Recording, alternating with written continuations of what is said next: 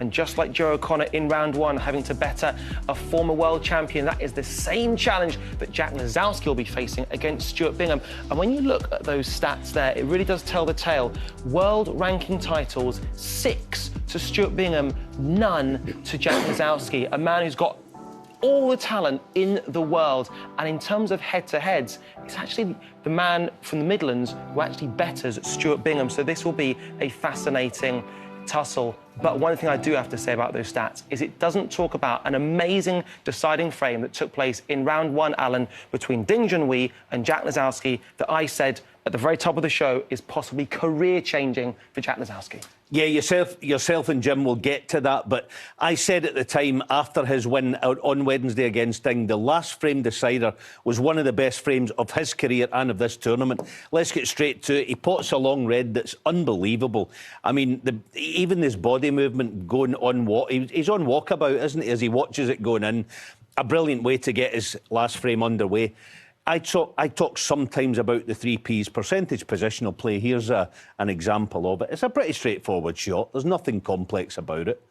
But he plays on pink and black. He doesn't just play on the pink. He's trying to get the black back up table as well there. So that's not a brilliant shot, but pretty straightforward.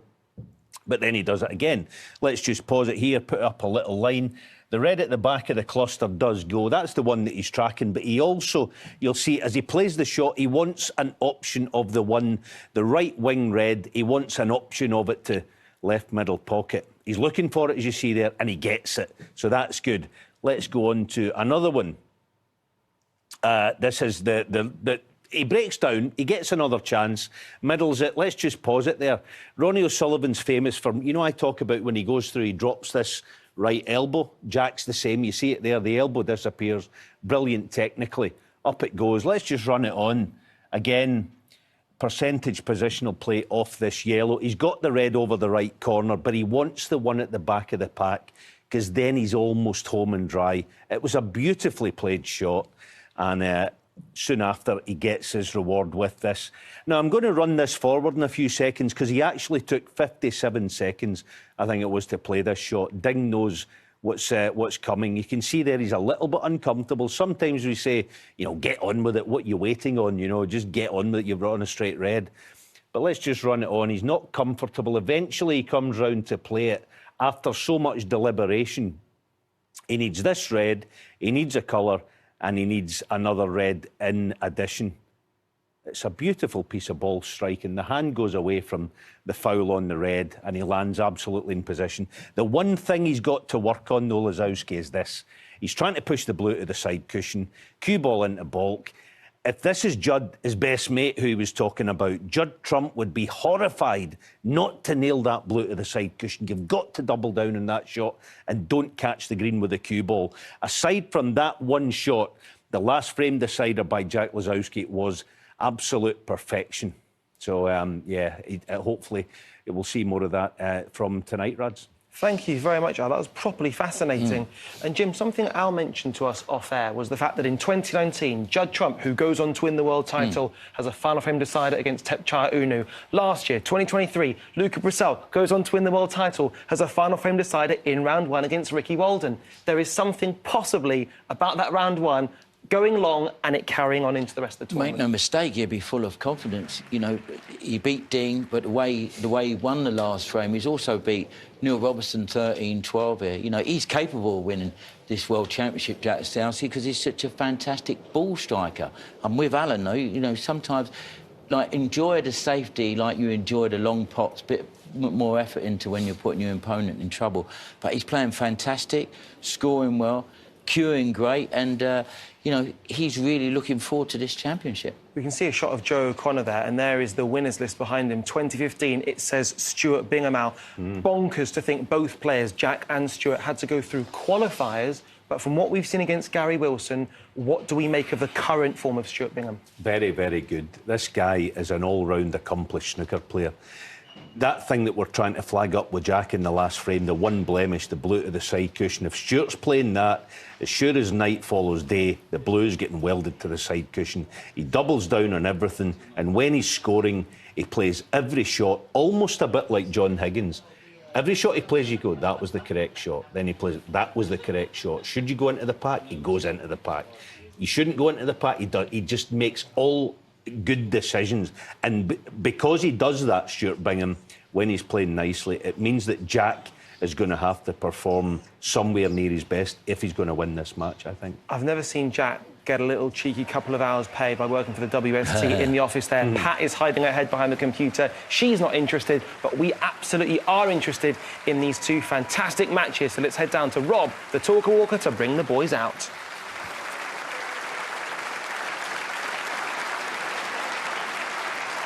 Please welcome a player who had an incredible maiden match on the biggest stage of all, beating good friend and four-time world champion Mark Selby on Monday. What a week he's having. The dream debut continues for the kickboxing expert, Joe K.O. Connor. If you are what you say you are, a superstar, then have no fear, the power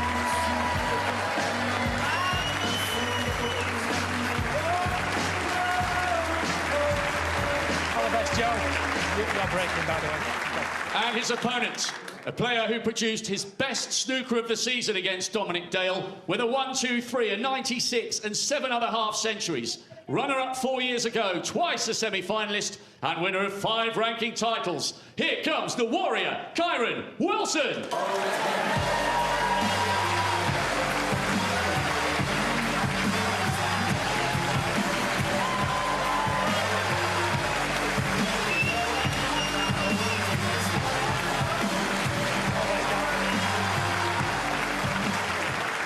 And now to a player making his 12th appearance in the last 16, 24 years on from his first, after an excellent victory over Gary Wilson in the first round.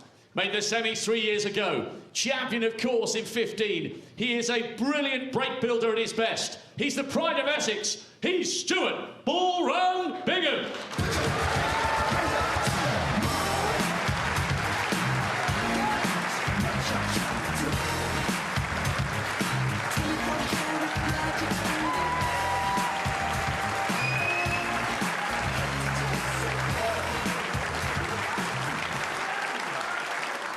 And finally, to a player who produced nerveless long potting in a first-round decider against Ding Junhui to secure his 4th consecutive last 16 appearance.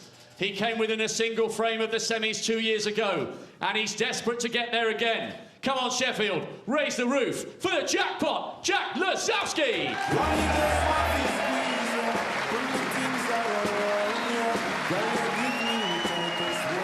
Round two matches begin this evening, and take your pick on Discovery Plus. You can watch Kyron Wilson take on Joe K.O. Connor. Yes, Rob Walker for the best name in the business once again. And on Eurosport Live, we can watch Jack Lisowski and Stuart Bingham go head-to-head and tussle this one out. We can hand to our commentary team for the first time this evening of Neal Foulds and Phil Yates. Thank you, ladies and gentlemen. The first frame, Stuart Bingham to break. Thanks, Radzi. You know, in 2015, this place was the House of Stuart. Tonight, though, he's playing snooker's Jack Flash. And let me tell you, this session could be over in a flash if both simultaneously hit form. Looking forward to it, Neal. Indeed. Sure to be a good match, these two. Two terrific players. Two of the game's good guys as well, I might add. And it's good to see them both here. Lisowski, of course, had to qualify. Didn't really know if that was going to work out. It can be a minefield, those qualifiers. And Stuart Bingham's been out of form. He is a former world champion, as we know. And it's nice to see a return to the big time for him. So it's kind of a feel-good match, really. May the best man win.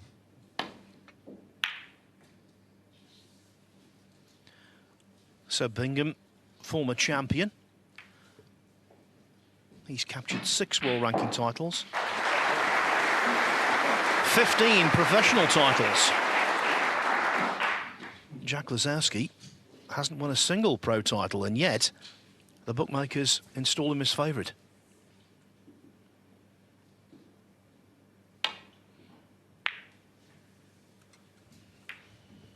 Well, the thing is with Jack Lisowski is that, you know, when he looks and plays well, he is $1 million as a player, and you want to, you know, this looks like he looks like the best player in the world. Bottom line is he's won nothing. And I guess the other side of it is if the balls don't all go in, then he could lose to anybody. So it's a little bit of a roller coaster with Jack, but his best is absolutely sublime. As we saw in beating an informed Ding Junhui, that was for me the match of the round. In round one, Ding played well and still lost. Indeed. Now that was one of those situations where Bingham came a little too close to the pot for his own good. That's why the red stuck there and why the first chance falls to Lisowski. 1. Yeah, it's another day, isn't it? The Ding Junhui match is over. He's in first. Yes, it's a long match, but it's essential to start well and win frames. Sounds an obvious statement, but never did it mean more than the match we've seen the conclusion of in the last hour or so, with Jack Jones stealing early frames, the first couple against Si Jiahui, which set the tone for the whole match, actually. So these early frames should not be dismissed as something that's 7. part of the process. It can be part of the bigger picture of the match itself. The third person involved is Leo Scullion, who just put that pink back on its spot with little room to spare.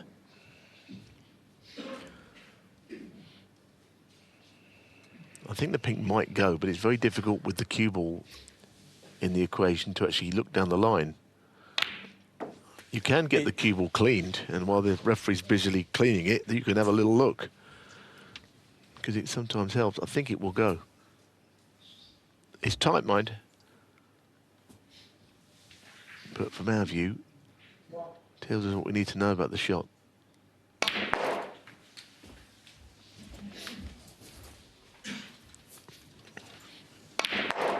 He's intoxicating to watch. Jack 14. Lisowski. He plays so well.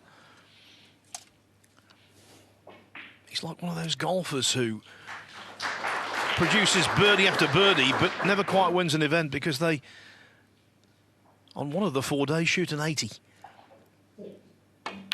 You're just hoping 15. he can finally come good, and what a stage this would be.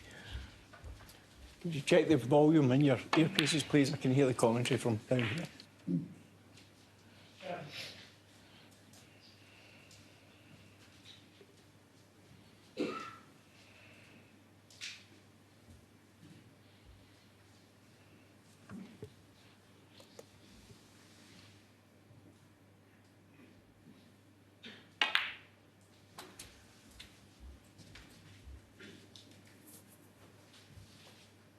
That looks a nice area to have 20. landed the cue ball.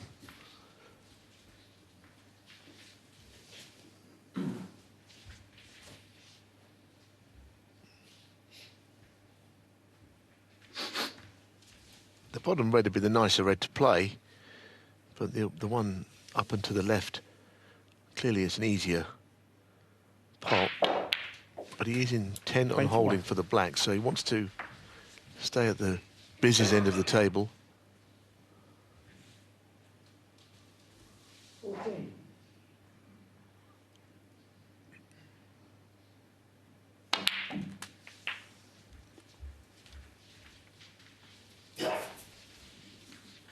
There's something aesthetically pleasing about left-handers in all 28. sports, and Lisowski certainly fits that bill. Although here he's going to be right-handed, and I don't like this.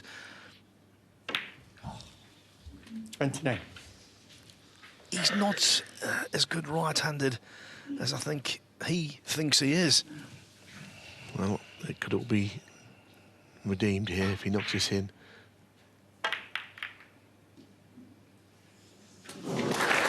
Well done.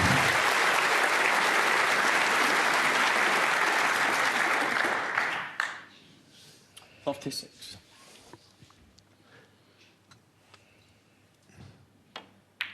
Yes, I mean, he's a 57. pleasing on the eye left-handed player. Now, as you'll see. He gets right through the ball. If you fix your eye, if you see from the overhead, we may not get to see it this shot, but if ever you're watching and you see, fix your eye on the cue ball, and that cue goes through the ball about 5-6 inches every time. And what that tells you is he's not just hitting at the ball, he's hitting through the ball. And even see it from there, it's a lovely way of striking. And it's not easy to actually do that. It's all about technique. 45. Oh, what an encouraging start to a best of 25 here at the Crucible. This is.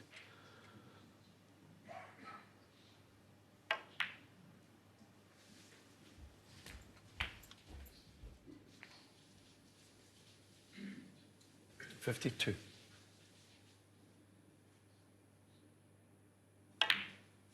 53.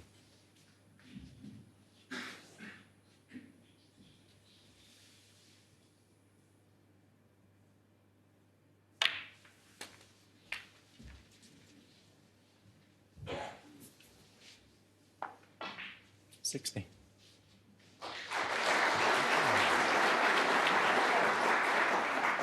61.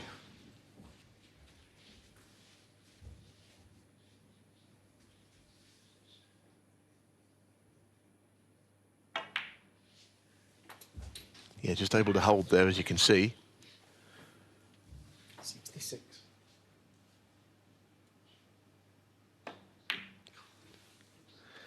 Well, a little gasp of some disappointment. I mean, the frame, when this black goes in, is all over, barring Snookers. Another red would absolutely guarantee it, but he's looking at a potentially big break here. He thinks it was a kick. The cue ball didn't react too badly. He suffered a few kicks late on against Ding.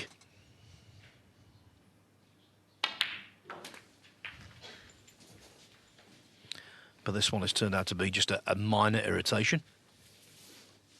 74.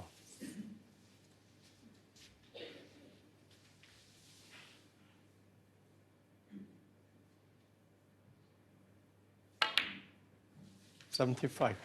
Frame one is all over.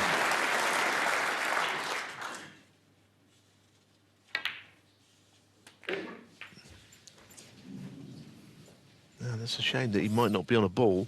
82. Tried to collide into the three reds. Can he get through to it? Not really. Oh, nearly potted one. Good start, really good.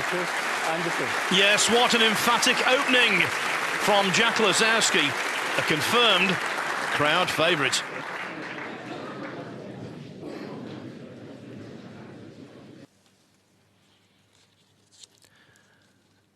Jack Lisowski in the opening frame lived up to his reputation as one of the most eye-catching snooker players on the planet. He leads Stuart Bingham 4-3 in total career meetings. He's won their last 3 encounters, including a 10-7 win in the first round here in 2018.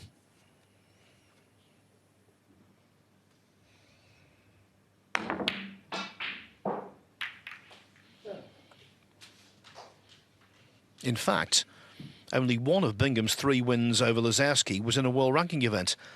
That was 6-2, first round of the UK Championship, 12 years back, when Lisowski was still quite raw.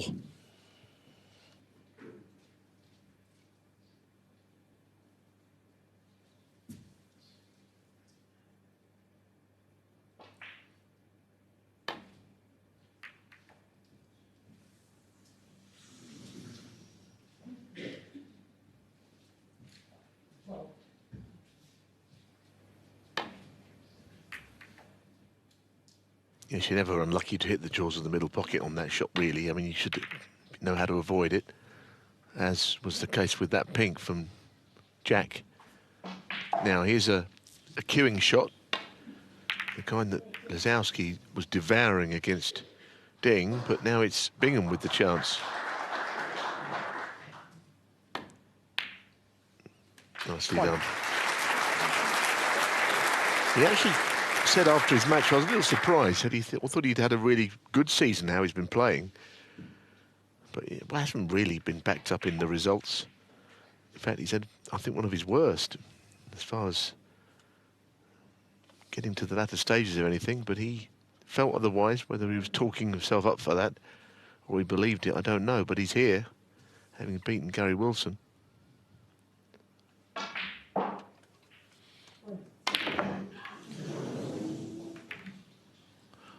Well, missing the black off its spot was one thing, but dropping on this red and bringing the black back into the business end of the table, entirely another. Lisowski could be off and running again here.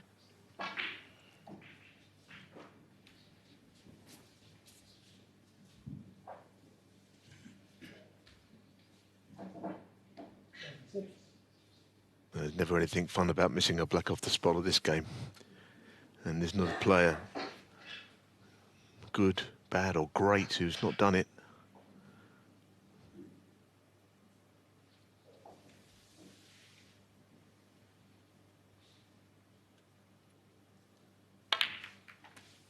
One.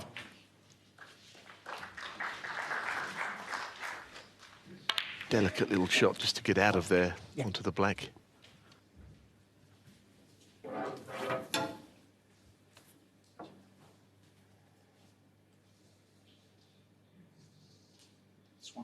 Swan. Yeah, I think the swan is an underrated implement for under the table.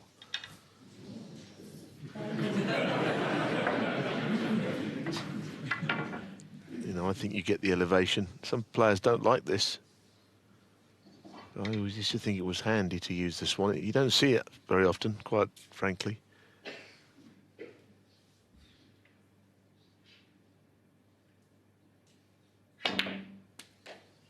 I've played an exhibition once filling a club. Quite a good club, and I asked the referee for the swan, and he said, we haven't had one of those in here for 20 years. Someone stole it.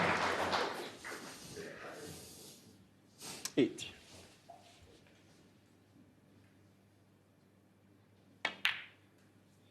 Nine.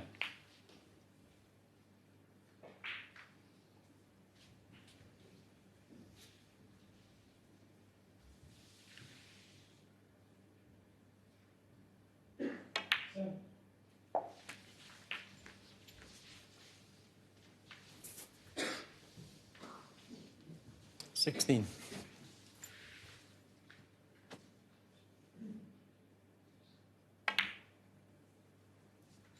17.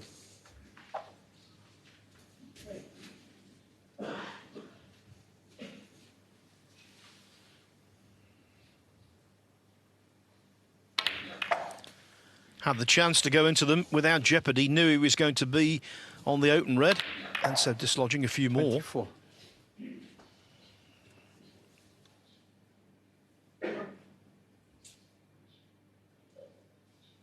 Yeah, but he's right over the top of a ball where he's a bit unlucky.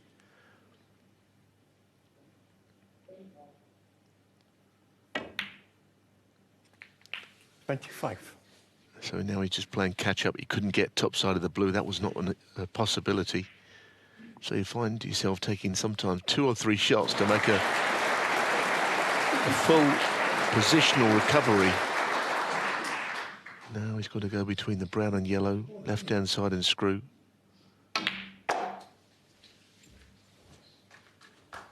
That's a good shot.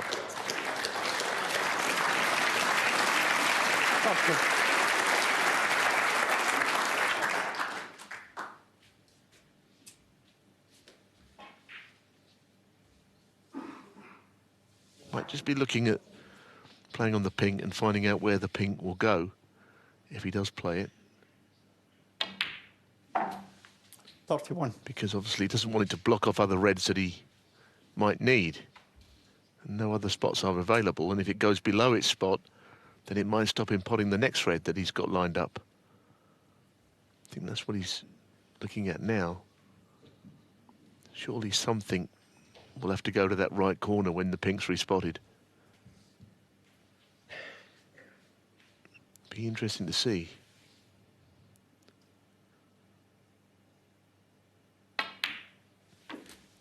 So it clearly will go somewhere down below its spot. he's played on the other red, so that was good thinking, I reckon. He didn't get to the point where he forgot where it would go.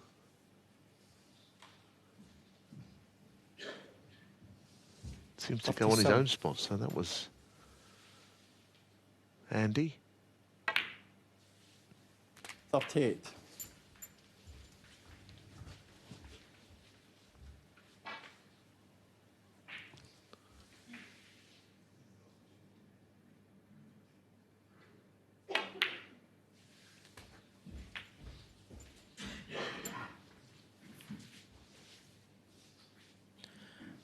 $45.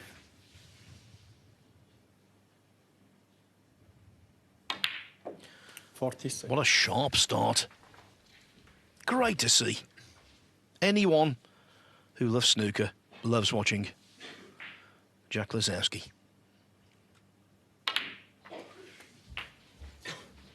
Throughout modern snooker history, there's always been a debate. Who's the best player yet to win a world ranking tournament? Nowadays, there's no debate. It's the man at the table. How he's not won one, 54. I'll never know. How he's not in the top 16, I'll never know.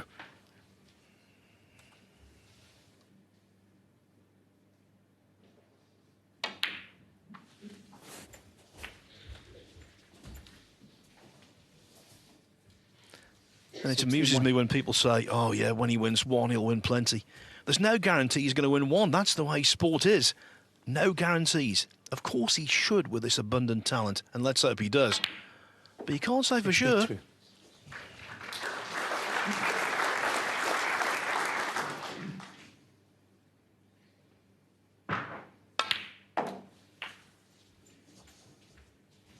Well, what he is about to do is win another frame. Again, like frame 1, 67 in it, with 67 left. The worst part was almost a little nudge on the reds after missing that black off the spot.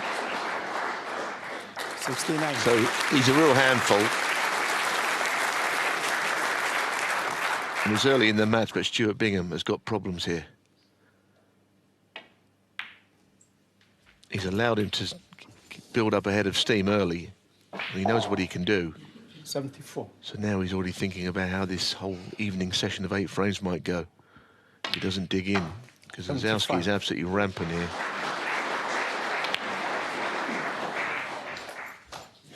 I think I've got a good shout as to how it will go quickly.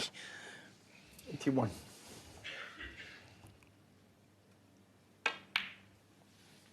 $82. Chance to get the 2 reds out as well.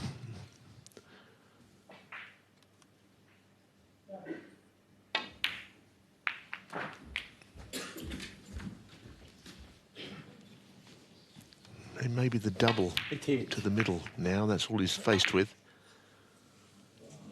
Never mind, that's another very good break.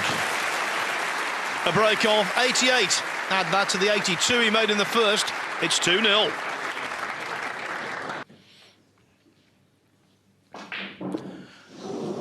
Stuart Bingham has broken off in the third frame with immediate issues. Front and centre for him, how to contain Jack Lisowski.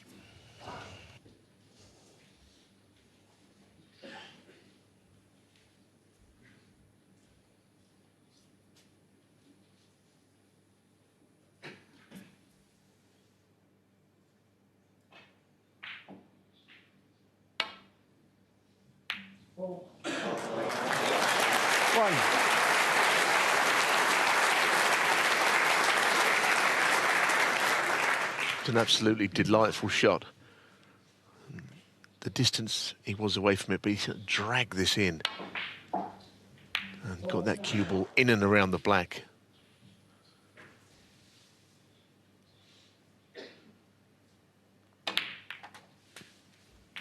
And the next shot will tell us whether he's going to repeat the dose here, because he could get the reds open.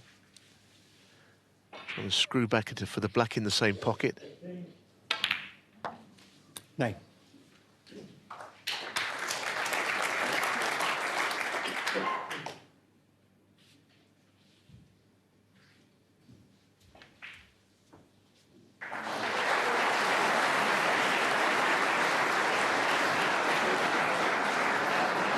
can tell you, Corin Wilson missed quite a simple brown in the first frame on the other table. Joe O'Connor has just cleared brown to black to force a respotted black. 16. So over the next few seconds, there are going to be a few oohs and ahs.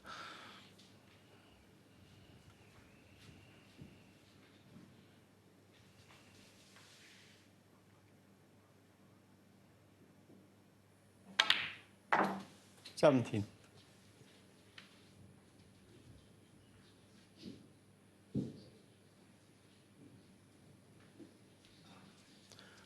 For large portions of this season, Jack Lisowski was out of love with the game. He said so. He looked as though that was the case.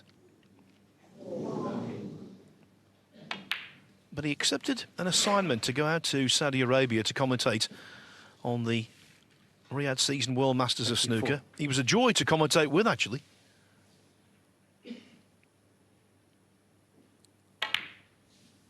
$25. And when Ronnie O'Sullivan won the final, it was such a phenomenal atmosphere. I remember Jack saying to me, yeah, I like this. I want some of this. And maybe that is what reinvigorated him. Because there's no doubt he's now buzzing again.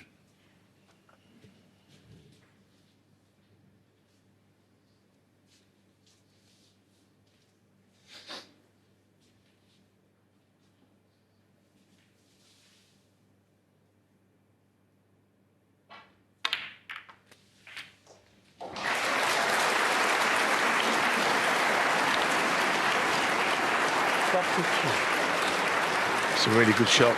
He's nicely on this as well. 33.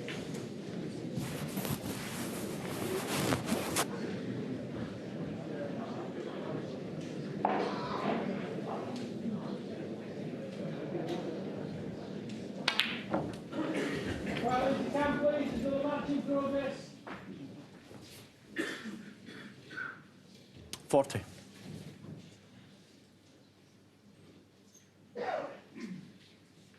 He doesn't have to stay on the black here. It's kind of inviting, isn't it? But it looks like he's going to play up the table.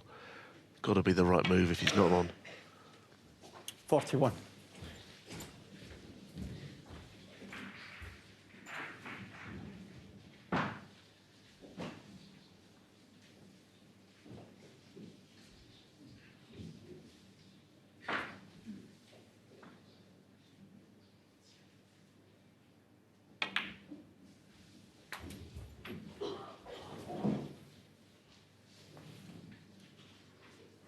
$46. Right.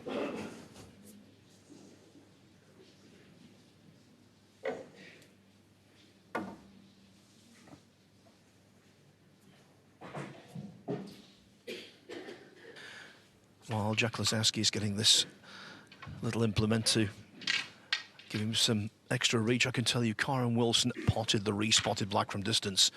He leads Joe O'Connor 1-0.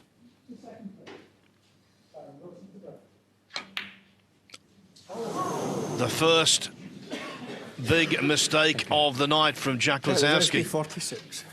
Absolutely prime position, surrendered.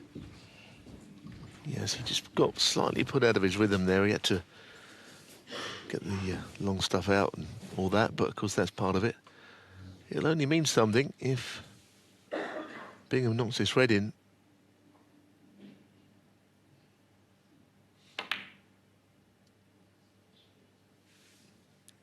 One. Very good. Well, early in the match, yes. Is he under the pump completely? And one way out of this is to make a sizable contribution here from a Lisowski error, because it's the first one we've seen from him.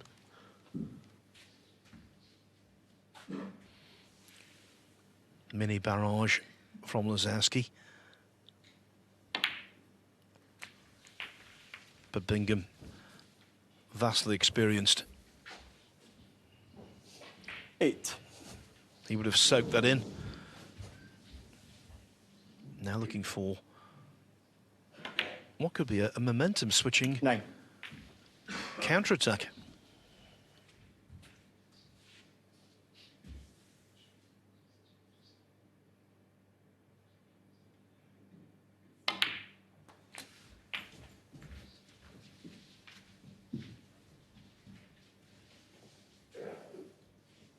$16.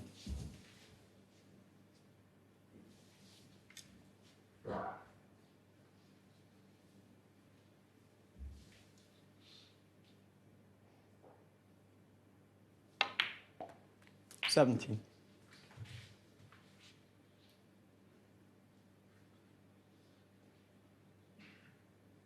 A little shake of the head. He's a little straight, perhaps, on this black.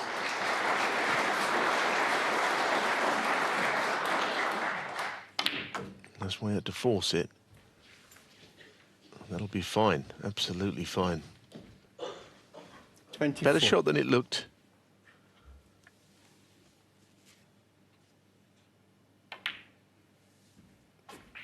Wondered if he 25. might play up on the pink there while the chance was there, because it would free the red that's next to the pink, which he will somewhere along the lines need.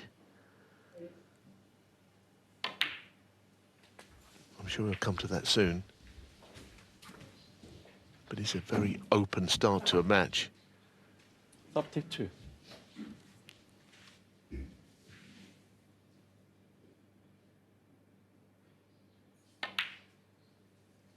$33.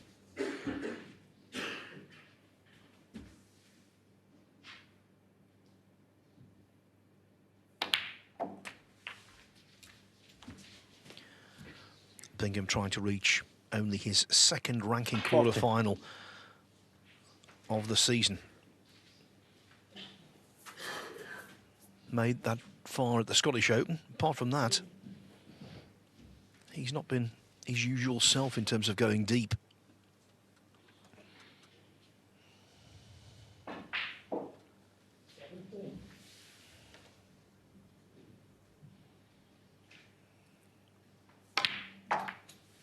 $41.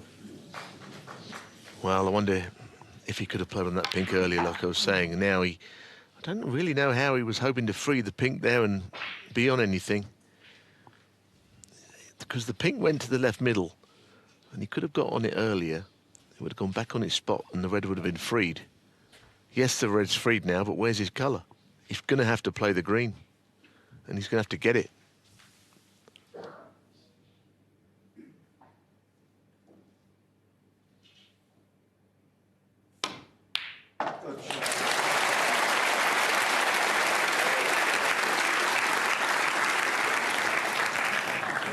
He was worried, wasn't he? 44. He hasn't finished ideally on the next red, but at least he's got a shot at one to the middle. Brave shot.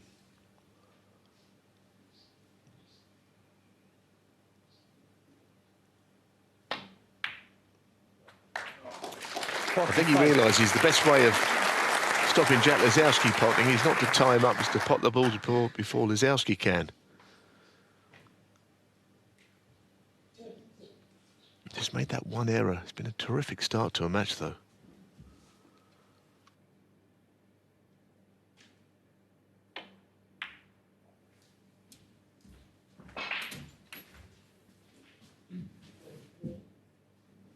$50.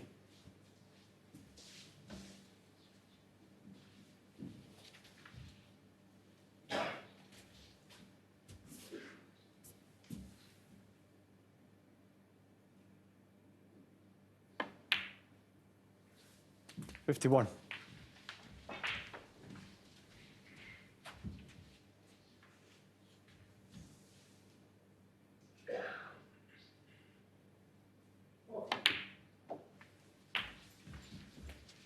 Yeah, anywhere on that right side, he would have been happy to be on the cushion for once.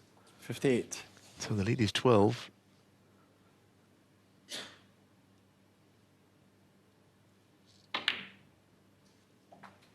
$59. And now he's on the ground, so it looks as if he's absolutely done what was needed here.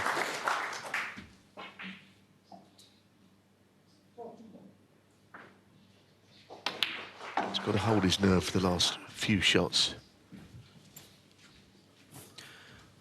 that man was flying then. His wings were clipped. Red missed with the rest. He should have potted. 65. And now Bingham is 2 pots away from getting on the board. 68.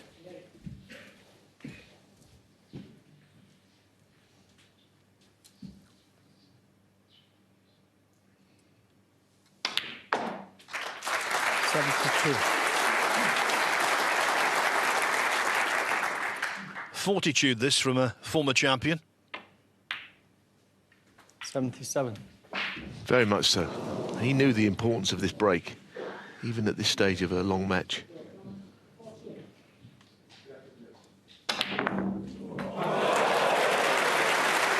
Oh, that is almost a Judd Trump shot, isn't it? What a shot that is.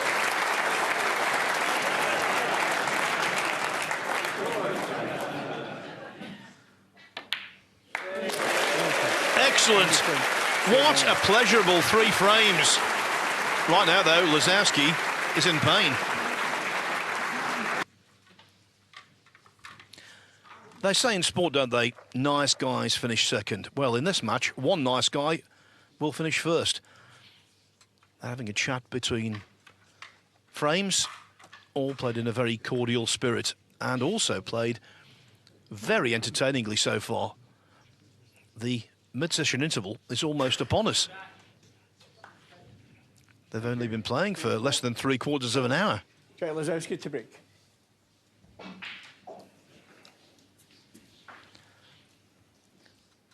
Lisowski needs to forget the missed red when he was in control, looking like he was going to go 3-0 ahead. Bingham, he needs to keep the feelings of positivity that ran through that 90 clearance.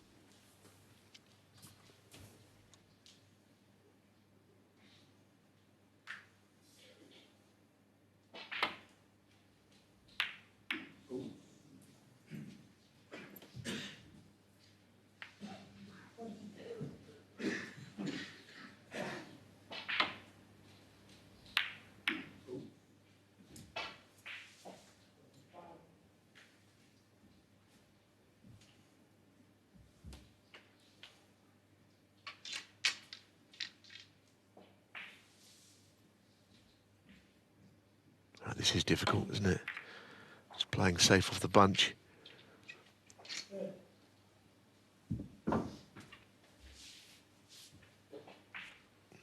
But he negotiated the shot fine.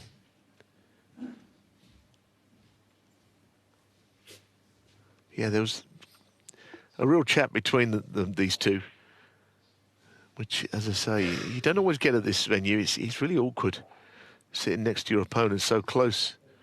You could be sitting there for hours next to them, and often you'll play someone that will not want to say a word. And I think I infrequently spoke to my opponent, really. I mean, sometimes you just have to. But I don't think I ever spoke to anyone if it went to a decider, because that's when you need to get your mind on the job completely. I think some players are actually better when they're relaxing and chatting.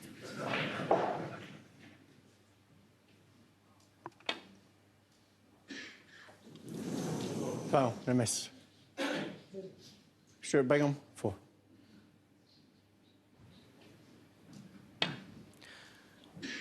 Just played a wafer-thin skim off the red and missed them completely.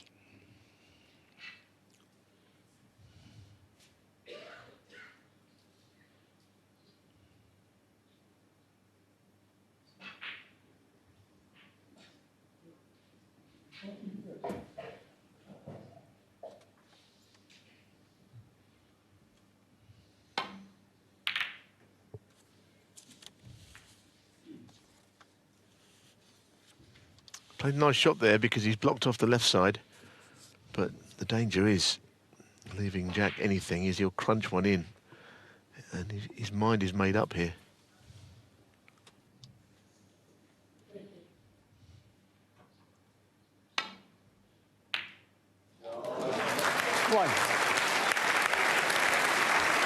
Well, they had to drag it in. I don't even know if this does cut back, but if it does, it's incredibly thin, and the cue ball is bouncing around the table like a pinball, I should think. But I don't even know if it's a possibility.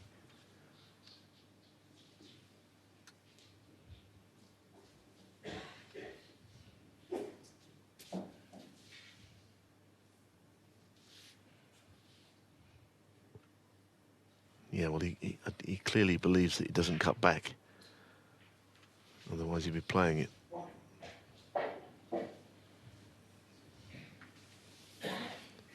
Well, what is he doing? Maybe he is. No. I think it's good to leave the black where it is, because it does Lisowski won. or could have made that right side even more difficult to retreat from, but he's left the red on the left free. I think some people believe that safety shots are just something you do when you can't pot one, whereas a good safety shot like that one from Bingham can really create something for you in the next time you're at the table.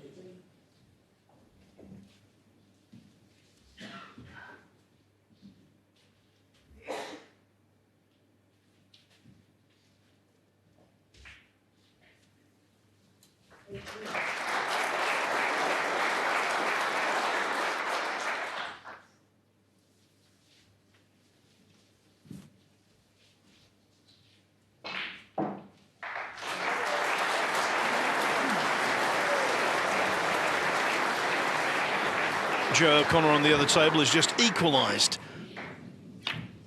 He was well in front in the frame. Karen Wilson had a chance to clear, but he missed the last red, and O'Connor tidied up.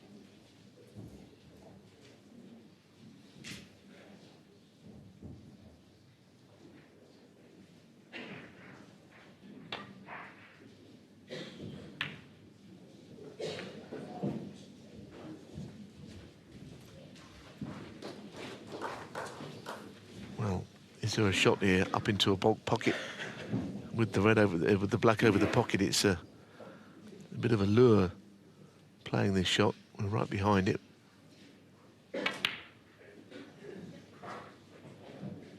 Well, he knew it was close. He stayed down, but not close enough. When these guys eyeball a shot like that and they're unsure whether it's going to go in or not, you know it's close.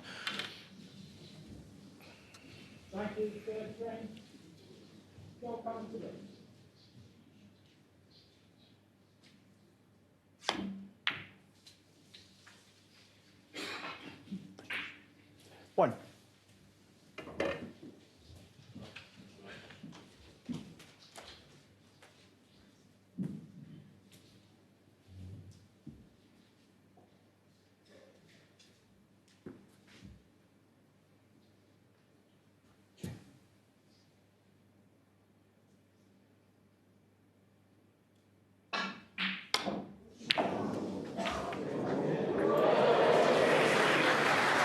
Well, when the black respots, reds do not go to a right corner, but maybe to right middle.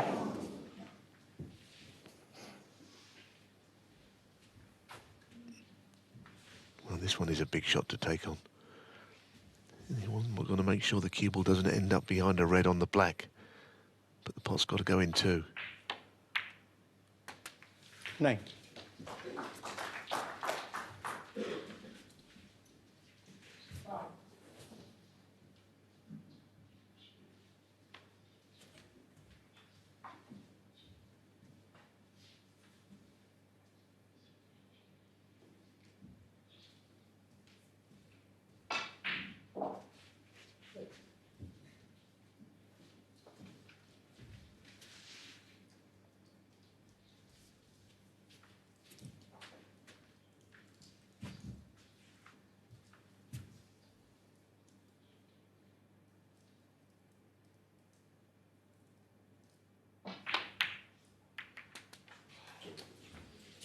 Yeah, didn't quite attack the bunch there. 16. Which has left him either a very difficult pot or more likely a safety shot.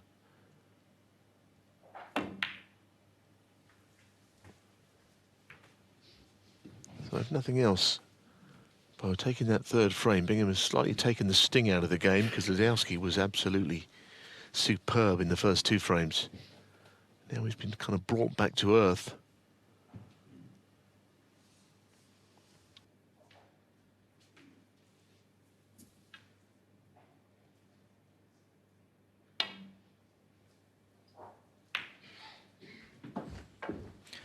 You know, the career of Bingham should act as inspiration for Lisowski, who is still waiting for that first world ranking title. He's only 32, Jack. Bingham.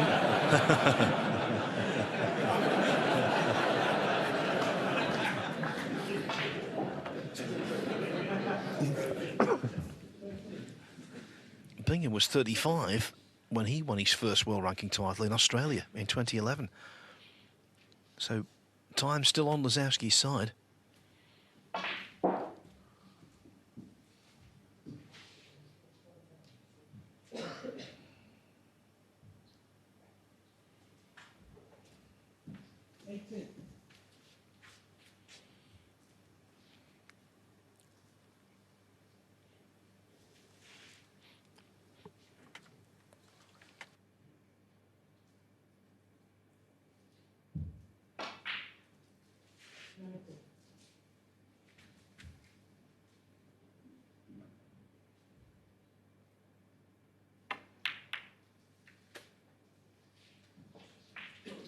Well, he knows he's got to do better with that on his safety, because he knows, if he didn't already know, watching his deciding frame against Ding Junhui, he's reminded that Jack Lisowski at long range has been superb. Now he's got another one, a very difficult one, I might add. He got really close to it.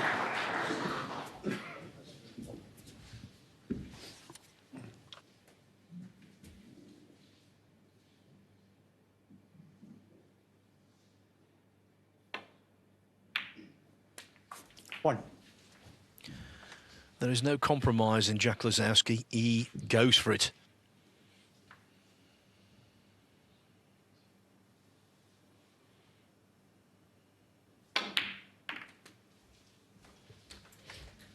Ah, what a great shot. What a great shot. That cue ball zipped off the bunch. 8. And he brought 3 or 4 reds into a nice position as well. You saw it from the overhead. 9. That's also a very good shot. Perfectly behind the blue now.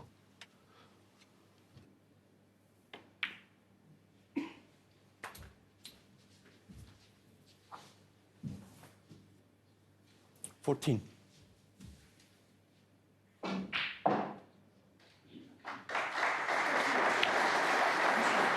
15.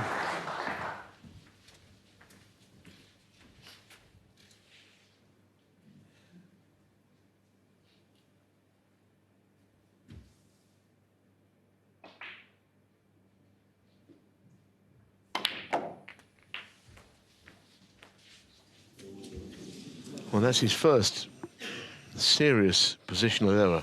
20. Because, you know, quite frankly, anywhere but there. As I mentioned, he brought reds into play at the bottom of the bunch into that left corner. But he's way out. That'll really disappoint him. I think in the context of this sort of match, a lead of 41 points, it mightn't mean much if he don't take the next chance, or whoever pots the ball could easily win the frame.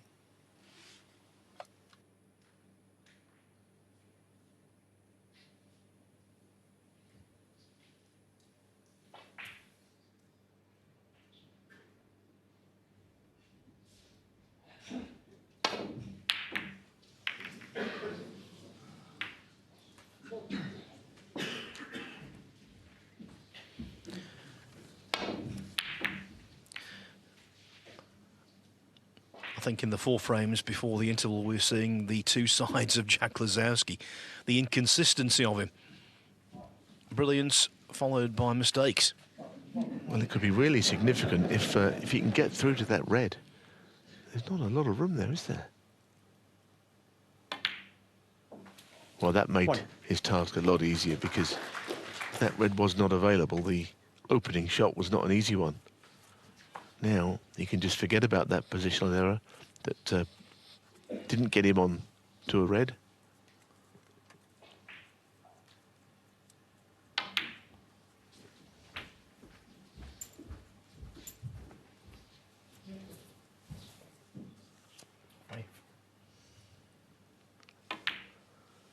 Six.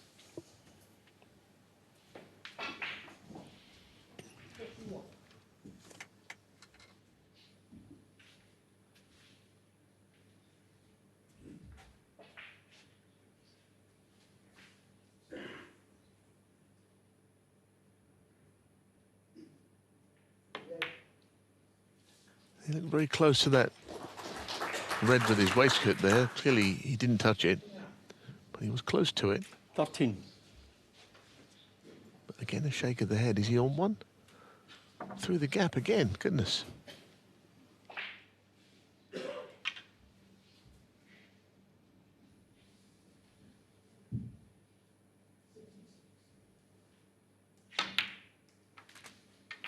Thank you. 14.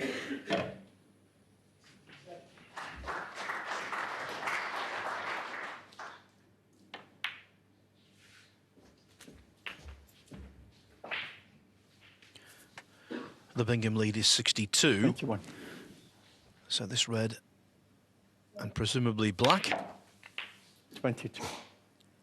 And Jack Lisowski will require a snooker, and all of that brilliance in the first 2 frames will be for nothing. It will be a lead eradicated.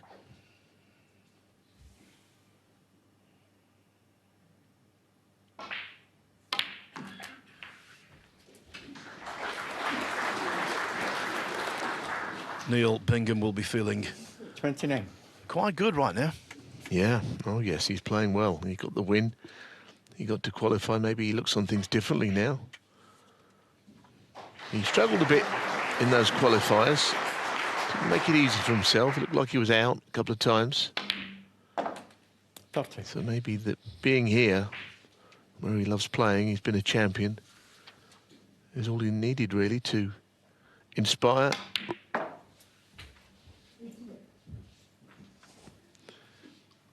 Yes, he had really tough outings in the qualifiers. He beat Stuart Carrington from Grimsby 10-9. And then Louis Heathcote from Leicester 10-8. In both matches, as Neal said, there were crisis points.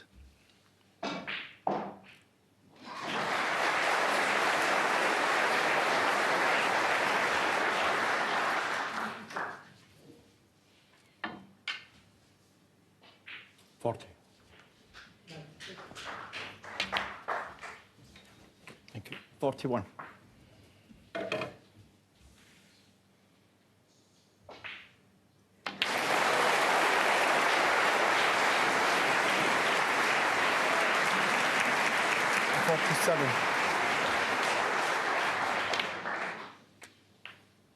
Oh, yeah. 48.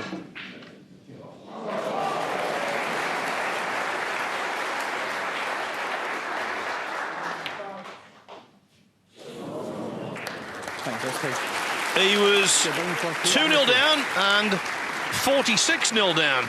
It looked like Stuart Bingham might be blitzed early in the match. Not so. It's 2-all. 4 more frames after the interval. Can't wait. And he's got a brilliant temperament to deal with that one. So as we head into frame 5, Stuart's at the table. Let's kick things back off by handing back to our commentary team.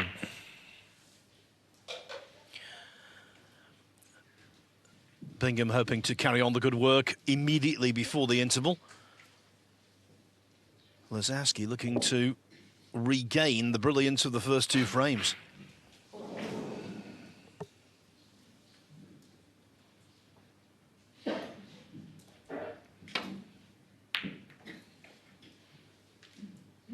Of course, it's a ways off yet.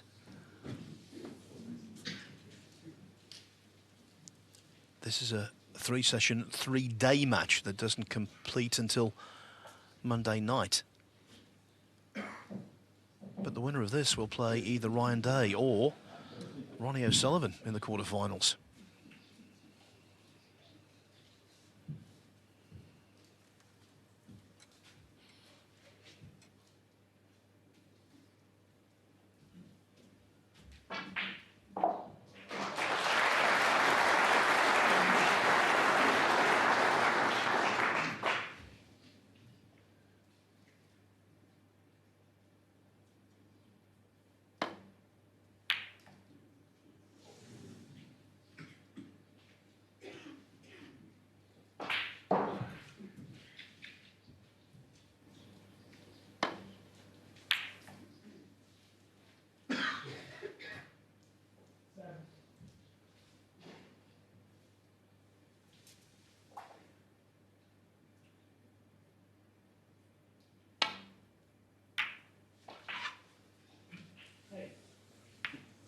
Yeah, it's always a problem on that shot.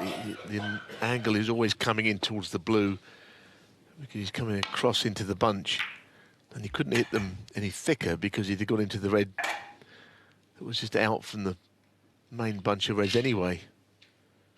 So you avoid all that and the blue comes into play.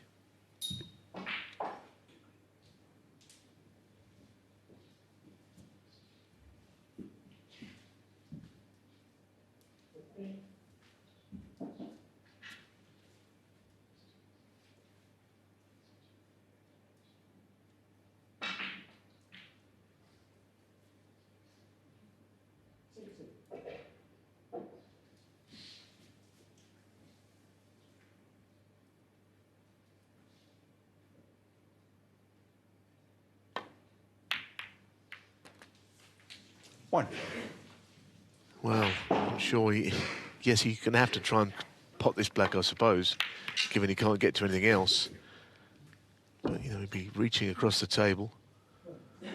The cue ball's hitting the red below it unavoidably. It's a horrible shot. This is actually not even on its spot. It's below it. Very thin.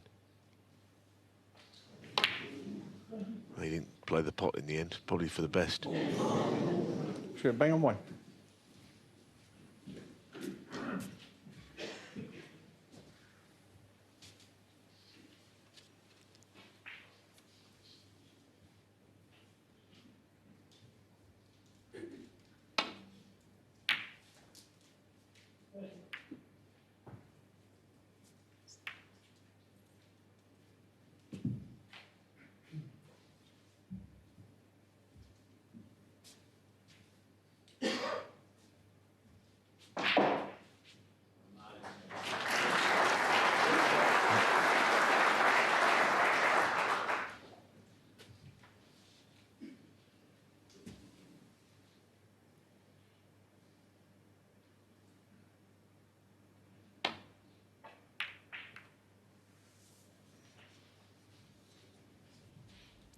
The cue ball needed to travel, and it did.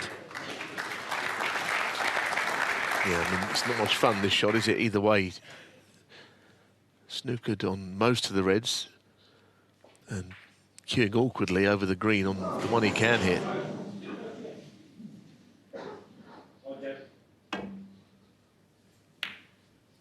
It's a little bit different, the resumption from the early frames, because Lisowski was, well, he was almost unstoppable for the first two. And yes, he came unstuck partway through frame 3, and then Bingham took over, but this frame has been a little different. The balls are still in good positions, though, if a chance does come.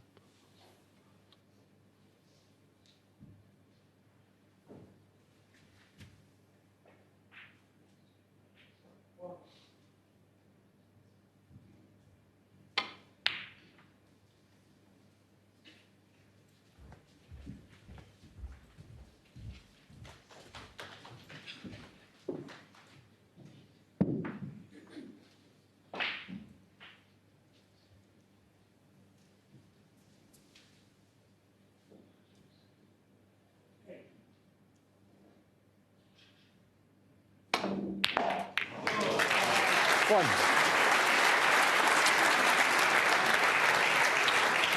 Crunching pot, but he was a bit unlucky with the cue ball. It didn't come out of that little area. Series of kisses.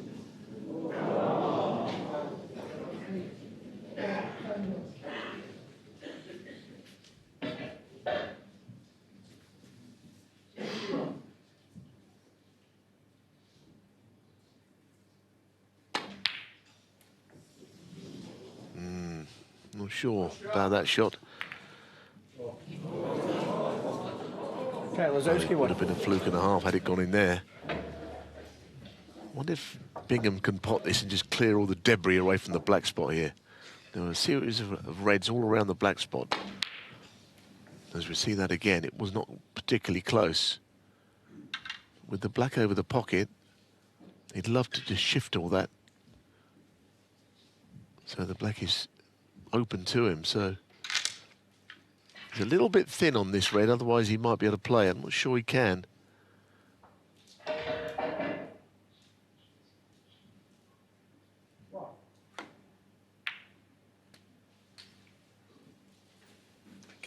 One. I think the black one might still go to the left corner when respotted, but those reds are a little in the way.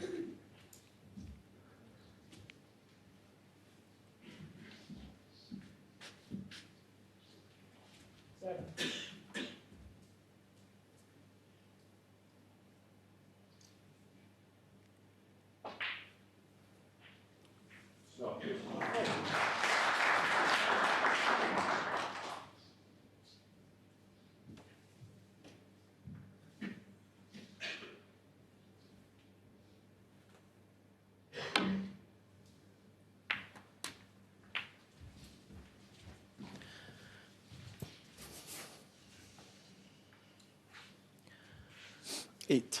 It looked from a certain angle that the Bingham waistcoat was very close to the brown. Leo Scullion, the referee, was certainly watching it intently, but no contact was made, of course.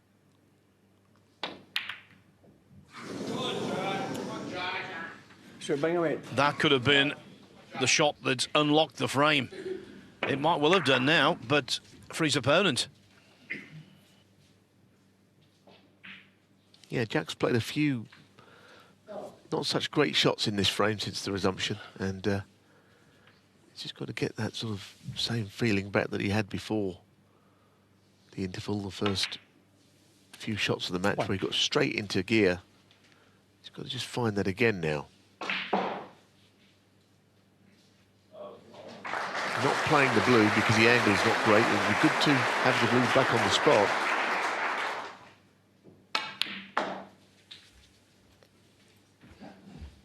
Hit that well. 4.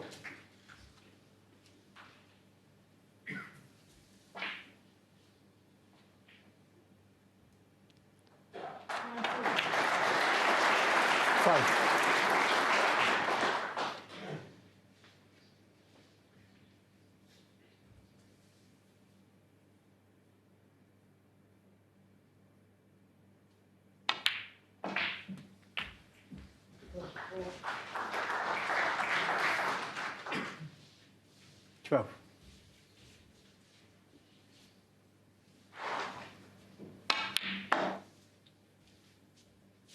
And worth seeing again, the timing on that shot was perfect.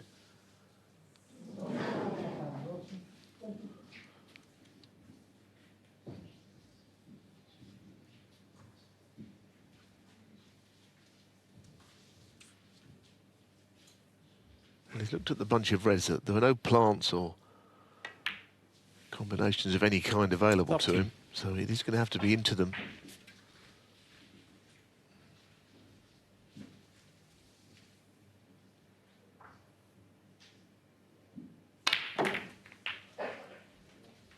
That's okay.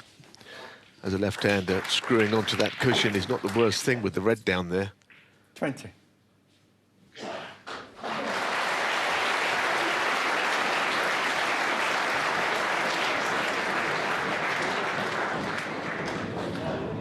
Best back away from this shot, Jack, for a few seconds because the other table's gone to the interval, hence the noise. 21.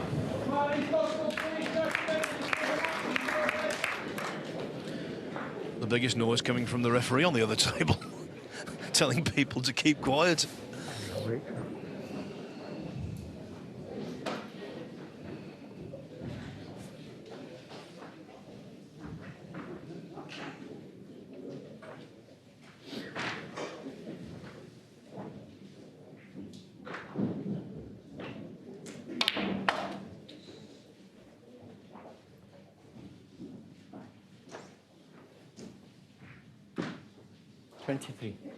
Well, it's reasonable. I mean, to pot the red in the middle and get around the back of the black would be okay, except for the fact there's a red possibly in the way of that shot. So he's had to play it around 2 cushions to the left corner. That's a very good shot. That is a lot more difficult the way he played it than had he played it plain ball. But as I say, the red was going to be in the line of fire there. Possible plant he could make at the 2 reds into this pocket that we're behind. I think the reds are a nice distance apart just to make 31. the plant gettable, because it's not a dead set. It's set to the left jaw, but hitting the first red off line might straighten it. And from where the cue ball is, he's got a really good chance of getting this if he plays it right. He's got to move second red across a bit. Has he gone too far, though? Lisowski, 31. Well, that was very gettable. Positionally, I think that was part of the reason he missed it. Thinking about getting the cue ball down.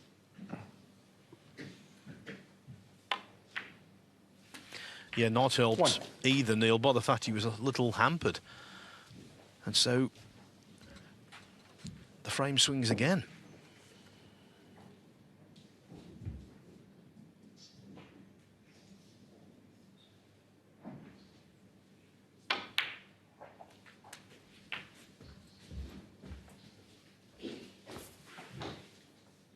Eight. 9.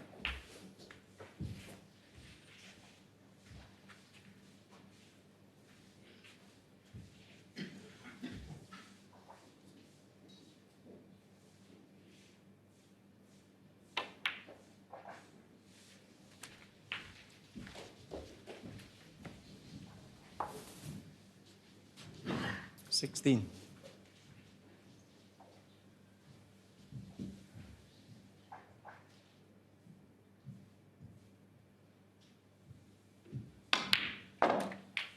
Seventeen. Well, you might think he's in a good position here, and he isn't in a bad one, but all these reds are going to be quite awkward to play behind.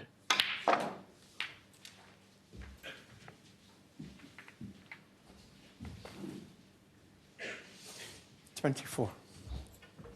Thought he hit that pretty well, but he hasn't quite gone as far over for this red as he wanted. Didn't want to be playing this with the rest.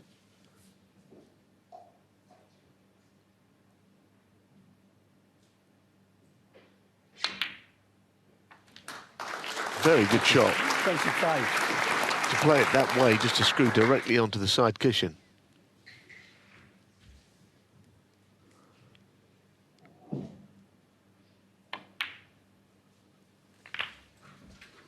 That's another beauty. Not really any applause, but that was a nice shot. Nudging the red to the middle pocket. Yes, it's acute, but he should be able to drop it in.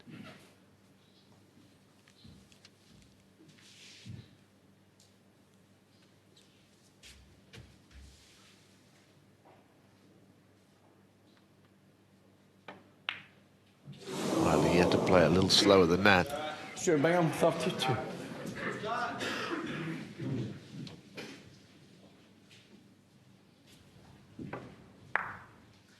I don't think it was the kind of shot that he could have taken lightly. I think he had to just drop it in.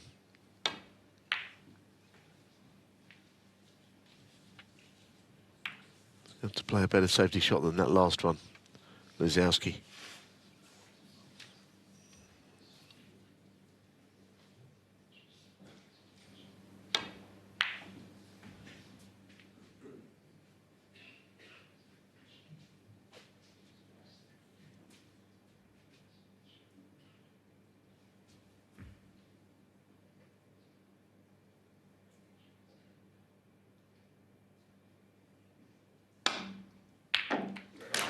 1.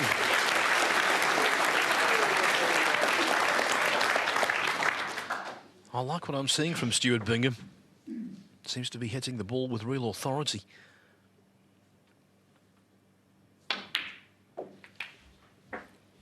Not looking like the man who has lost his opening match in 6 world ranking events this season. He suffered some very surprising defeats.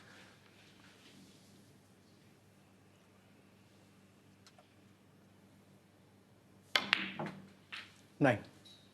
Maybe he saved his best until last. He just overscrewed slightly. You want to get in as close as you can to the red, rolling it down the cushion. Doesn't want to be straight because he will need a colour with it. 16. So He wants to be able to get the cue ball out of that line down the bottom cushion there.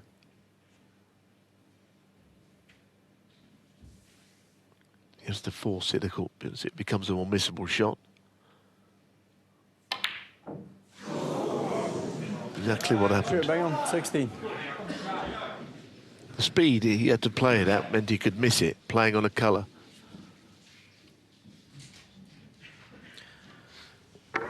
You're being ultra cautious there.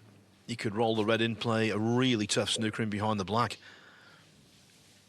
Especially being 25 in front already. But that's not the way that Bingham rolls. And it's certainly not the way that Lisowski rolls. Surely Jack's missed a trick there. I mean, the cue ball had to be at the other end of the table, didn't it? He had all those balls to get the red snookered, leave the red at this end, cue ball at the other end, and he played to put the red down there. Seemed odd to me. I think he missed a trick.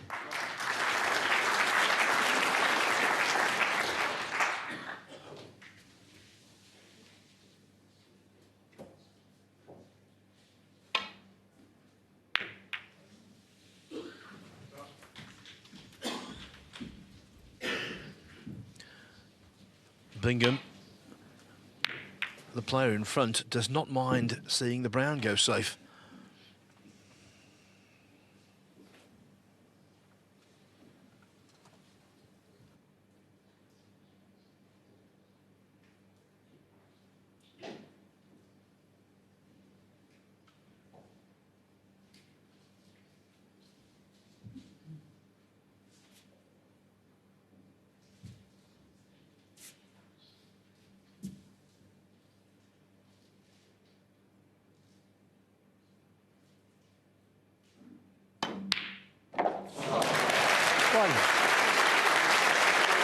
He rifled that one in, Neal. That was impressive.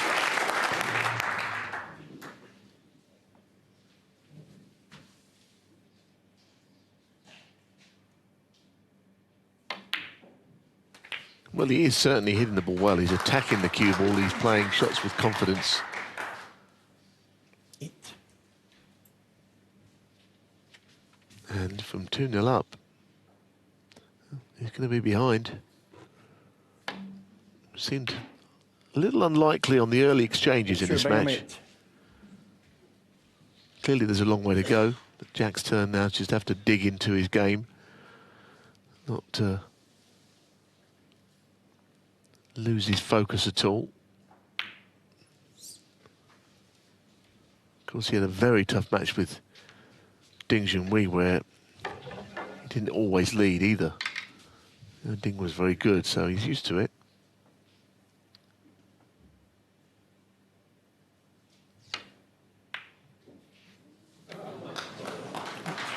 Thanks, Stuart.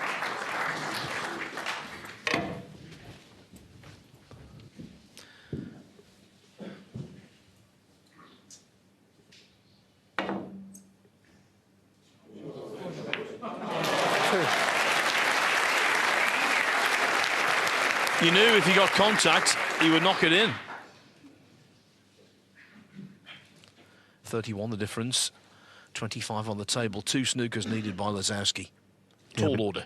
Yeah, if he could get in behind the blue, but I think he can't quite do that and get the green by the black, then of course anything could happen. Could have given a 7-point penalty. But none of that seems likely now after that last shot.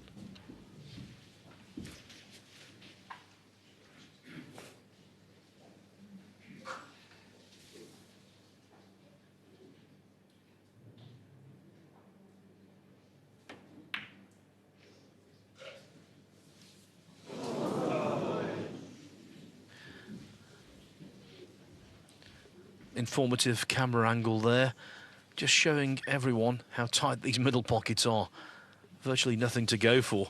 The pocket entrance had almost shrunk to nothing.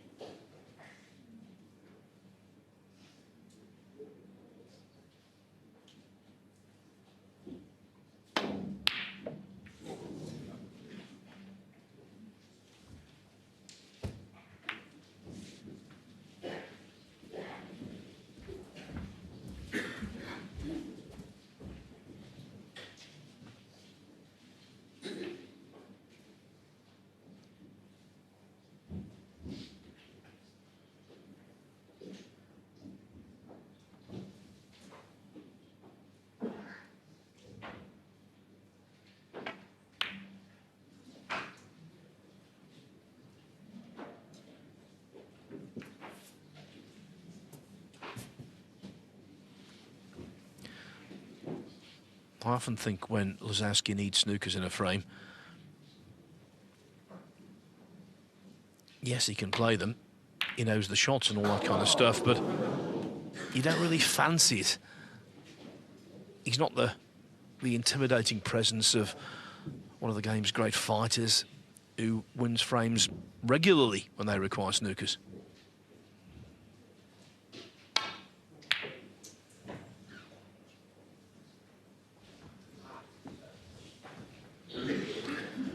And as if to prove my point,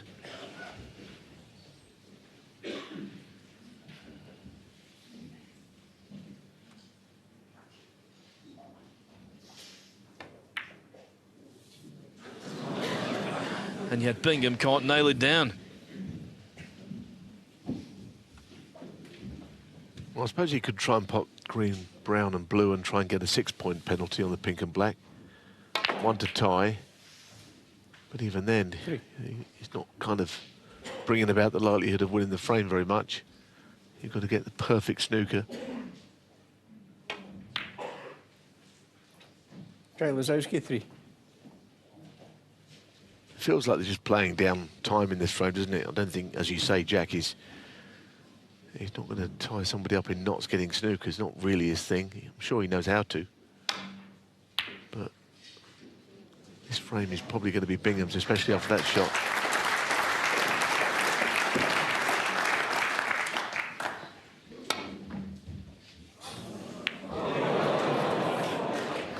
Balls flying around everywhere here.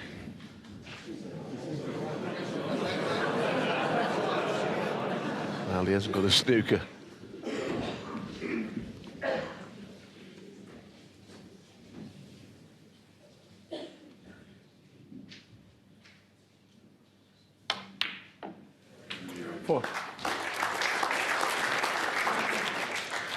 No way back now. 9. And for the first time, Stuart Bingham is going to hit the front.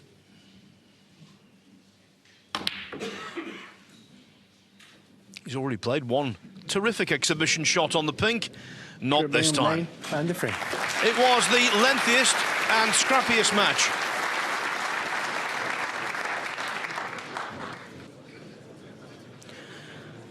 Yeah, we've just seen the longest frame of the match and also the most disjointed, but that won't concern Stuart Bingham because after being blitzed in the first 2 frames, he's now in the lead.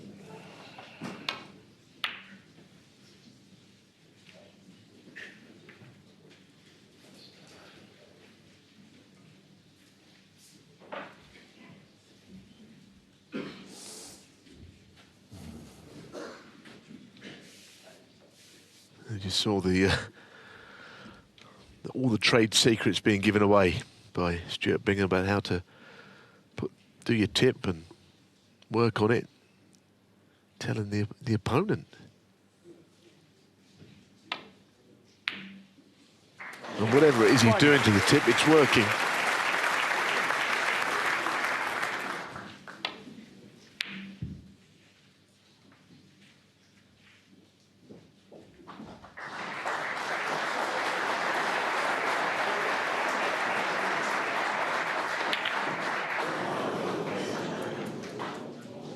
It was a good red. Stuart Bingham won.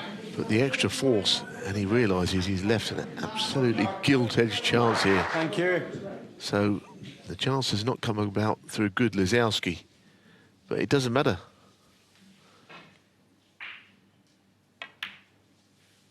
One. So is he in the same form as he was? Bingham's giving him a chance back.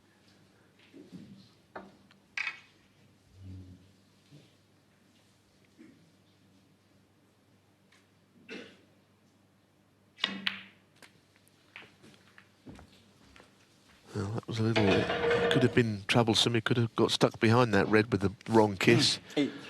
But he's not.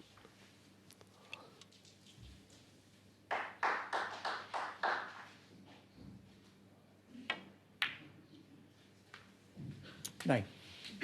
In the second frame, Bingham potted the first red, missed a black off its spot. Lisowski made 88. He would love something of a similar vein.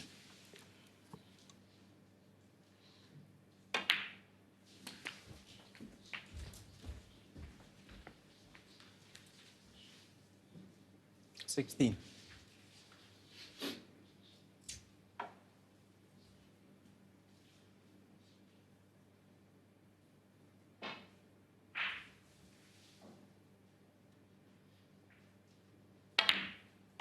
$17.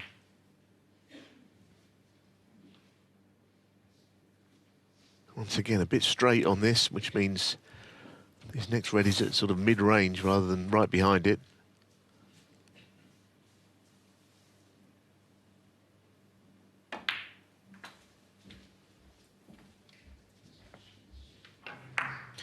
And that was the turning point ball. 22. Lisowski had played brilliantly in the first two frames. He was on a 46 break with the balls nicely open in the third. But when that red went astray using the rest, everything was completely transformed. Bingham since has won 3 consecutive frames.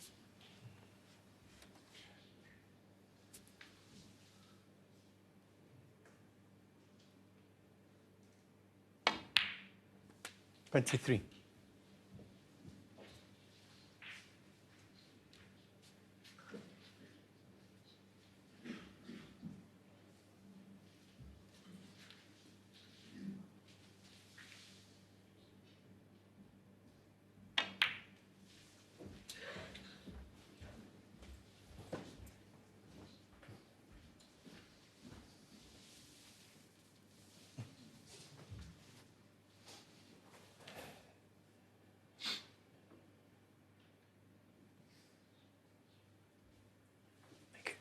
$29.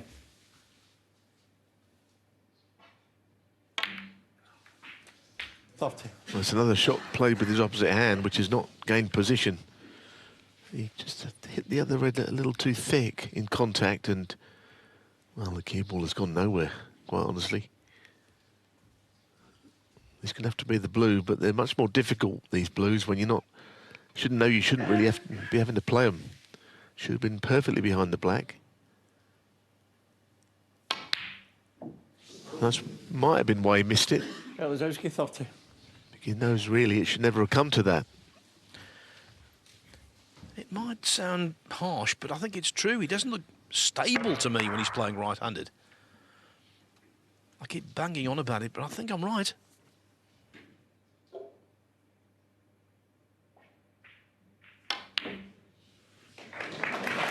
One.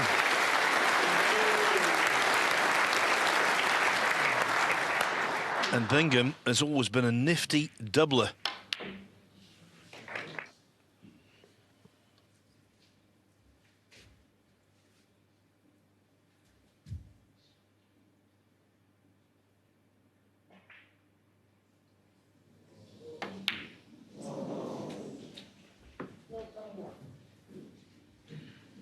Yeah, well, certainly Bingham will be greatly relieved by not being punished that heavily for that previous chance, because when he walked away from the table, having missed the black, he might have thought that he was going to be walking back to start the next frame.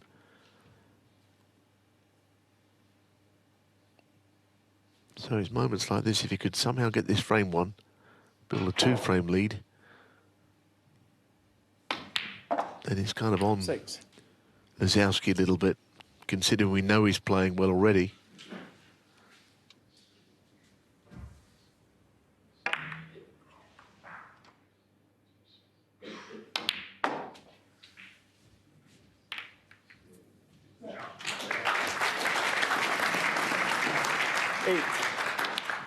I can honestly say, technically, I haven't seen Bingham this good for a while.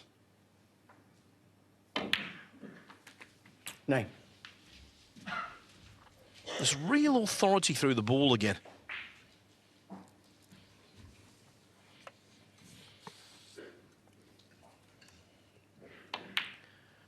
He came into the championship as world number 29, provisionally coming into this match with all 16. points added on, and because of points lost from 2 years ago, 34th. He's playing much better snooker than that.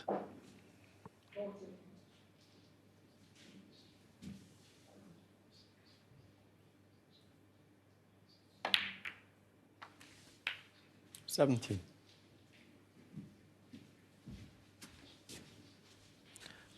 And with shots like that, it's clear he's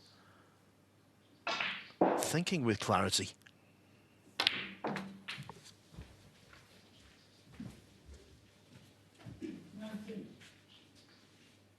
$22.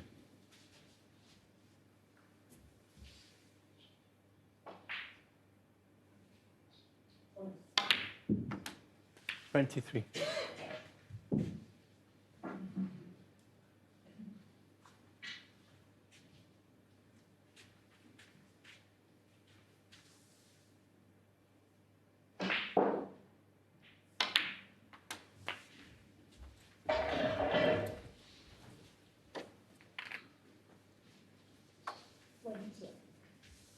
$30.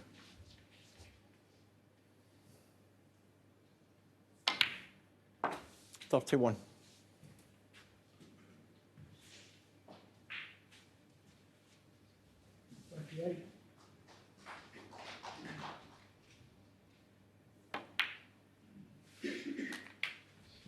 Three red, 3 colours should be enough.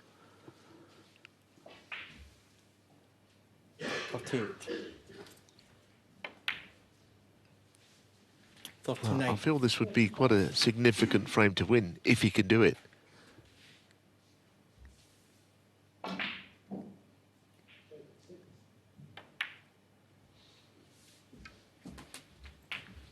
Now, if you can just get an off-straight angle 46. on the black to left corner, just to land in behind that far red. 47. It looks just about right. Just to play to the left cushion.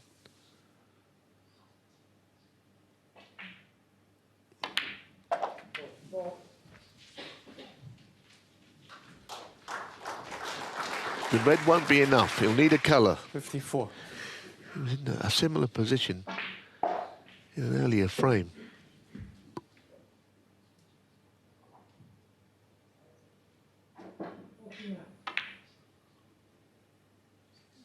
As it was the last frame, it only just made it. I think he'll play on the yellow, but of course he does not want to miss this, because it is the only way back into the frame for Lisowski.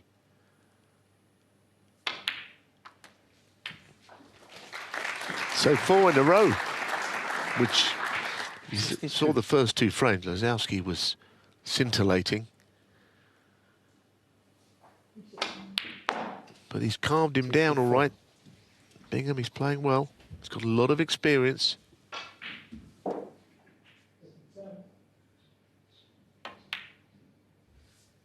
$67.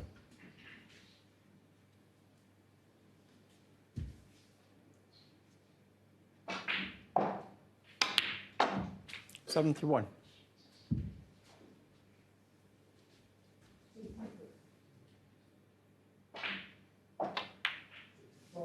76.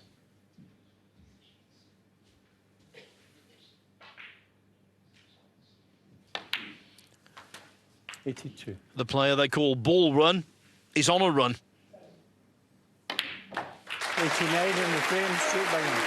He cannot trail overnight.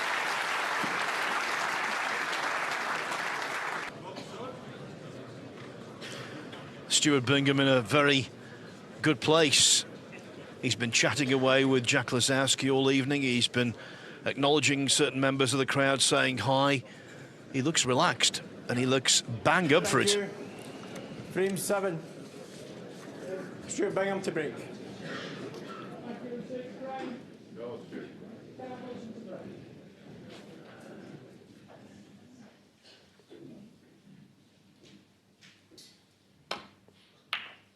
Anyone who's got a winning record at the Crucible has to be admired, respected, maybe even feared.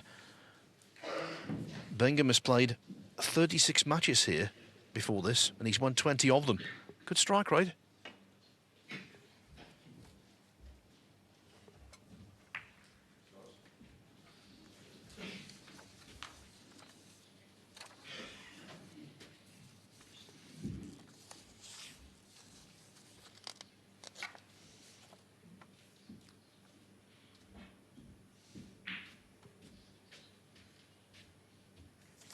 As for Lisowski, well, so far it's been an evening of what might have been, and it's been a career of what might have been. Who could have envisaged this scoreline after the first 2.5 frames?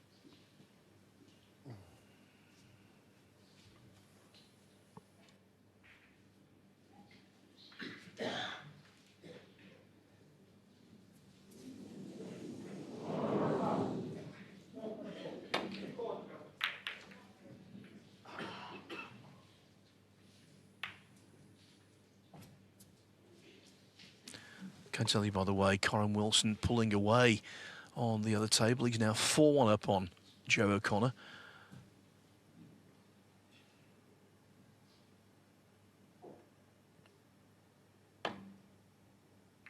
His latest winning break in frame 5, a run of 71.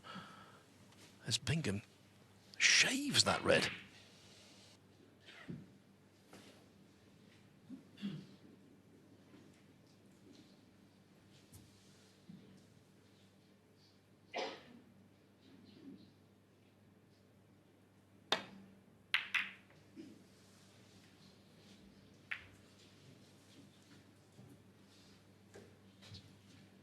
That was a weak safety shot. He looked at it for a while as well, but I think he's quite lucky. The red into the left corner is not available. The blue's in the way, but more by luck than judgment.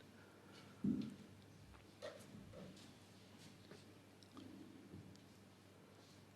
mentioned Bingham, his record at the Crucible, of course, his debut here was one of the most memorable of all. He beat the defending champion on day one, Stephen Hendry, no less.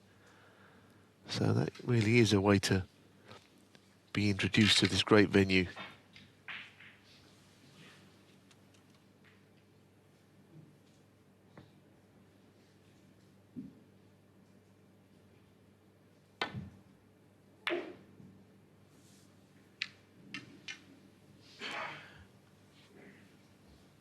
And although he's a consummate professional, he's also, in many respects, a Corinthian in his view of snooker. He is a Green Bay's man through and through. When the game was in troubled times 15 or so years ago, maybe 20 years ago, he would go everywhere playing in small tournaments. One. Tell you what, there's nothing small about that shot. It could have big implications. That could be the spark that gets Lisowski going again.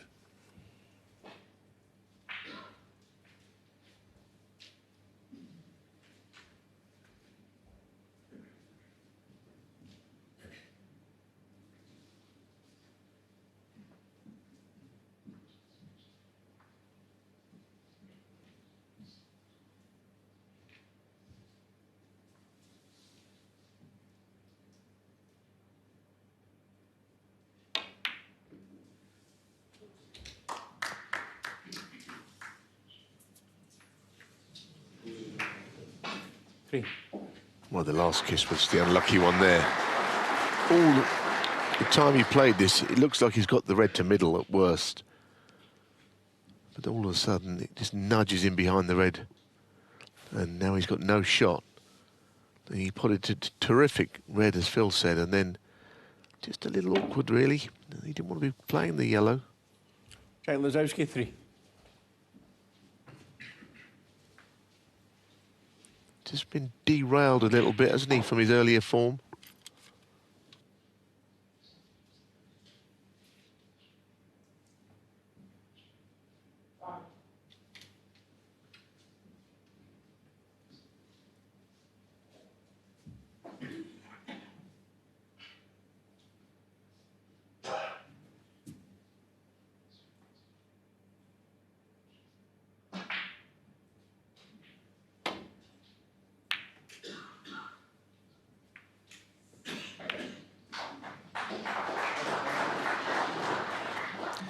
Most of the time when you play a safety shot back into baulk, you don't want to kiss one colour, let alone two. But there, both kisses for Bingham were of benefit.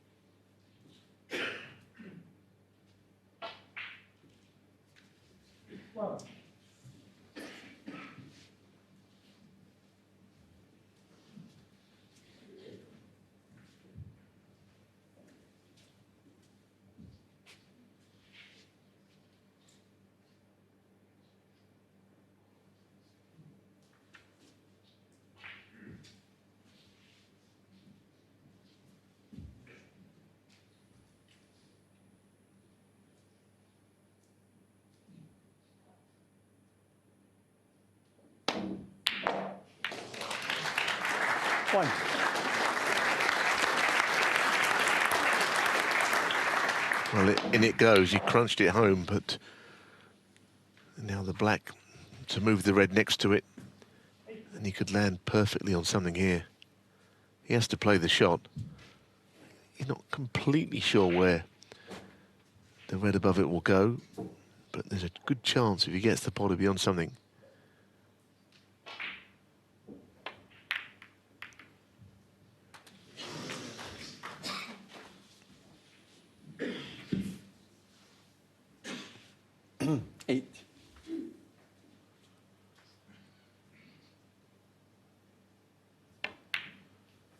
Nine.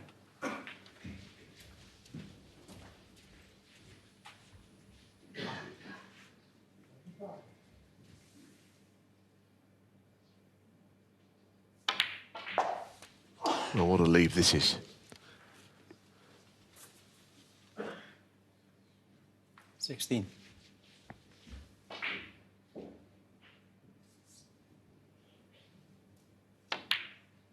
17.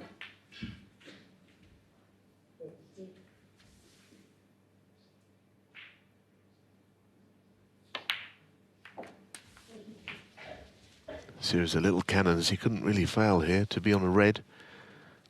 24. He's a terrific player at this end of the table. You know, big break maker.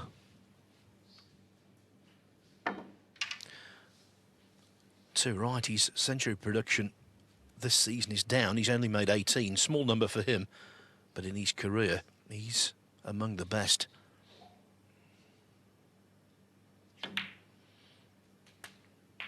In fact, 25. he's made 580 centuries in professional competition, which places him 11th on the all-time list. Yeah, 9 147s as well. That is a huge number. That just... Stats don't always mean everything, but it tells you that he's a very powerful player around the black spot. Right now, he wouldn't want that kind of break, but anything that would get him to another frame and take him to 5-2. Well, I mean, from 2-0 down, it's dream world, isn't it?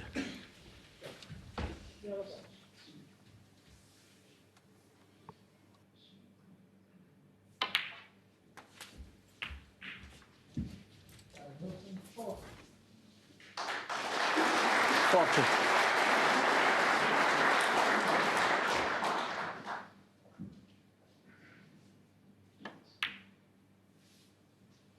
41. He's lost some matches this season when he's been a massive favourite. 4-1 to Jensen Kendrick, first round of the English Open. He's been beaten twice by Ishpreet Singh Chadha, rookie pro from India.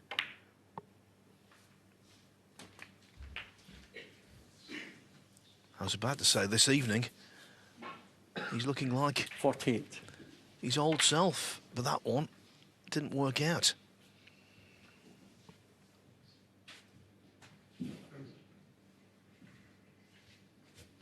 Well, it's going to have to be that red up the table into the yellow pocket. There's no other alternative to keep the break going.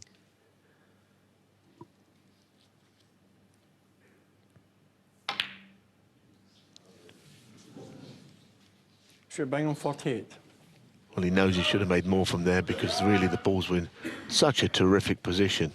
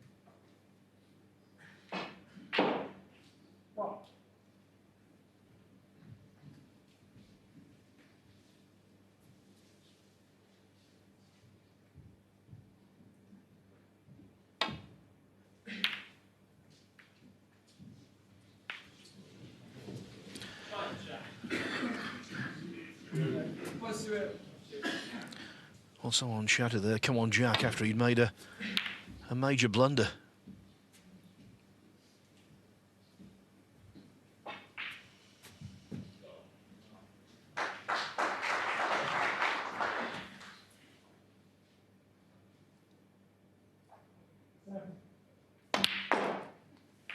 One. Yeah, significant exchanges these, aren't they? Bingham didn't get it one when he could have done, but another chance has come up very quickly to do so. So now you're thinking, well, if this frame's gone as well, 7. then somehow Lisowski's got to scramble his way to the next one, or else 6-2 is well, it's a big lead. Goodness. He's still got to do this yet, and there's always a chance something could go wrong, but he's got bulk colours close to cushions as insurance. He hopes it wouldn't go that far. Not a perfect angle here. But he is hitting the ball well. He hit that delightfully. 59 the lead. 75 still on, so 14. A couple more reds. Red colour, red will be enough.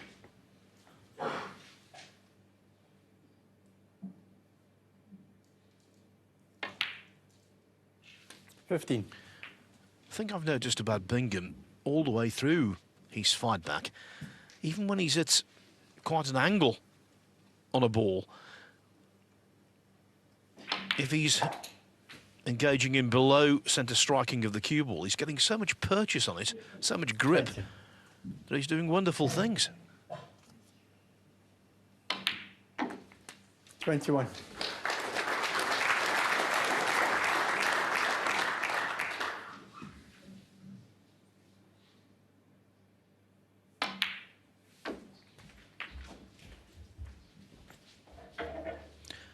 It's going to be a quality quintet.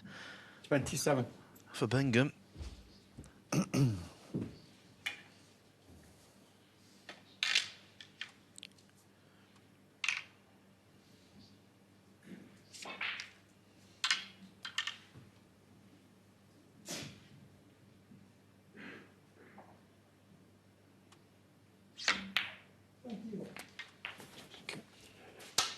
$28.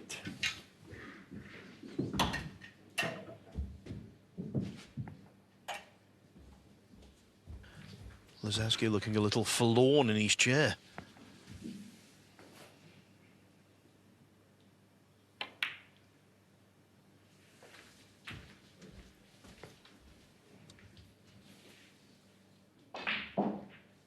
$34.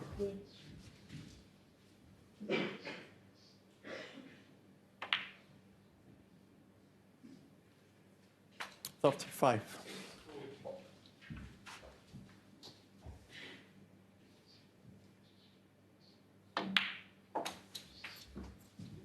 Yeah, and earlier in the match, Bingham was just watching. He was wondering where I'm sure his first frame was coming from. Never mind all these frames.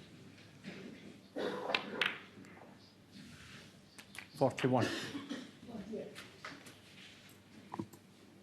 It's been a pretty open match. Safety's not played a huge part in it.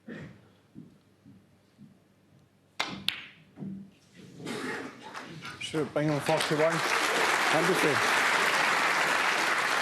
Bingham forges on. He will lead overnight. Thank you. The final frame of this session, Jack Lisowski to break. Lisowski's intent, stop the rot.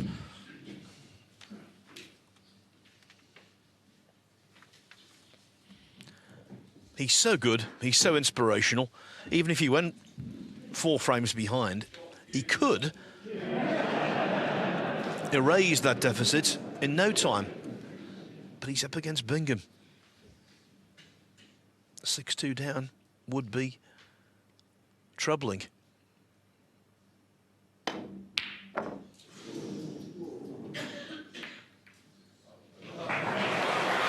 Well, that just pushed the red on.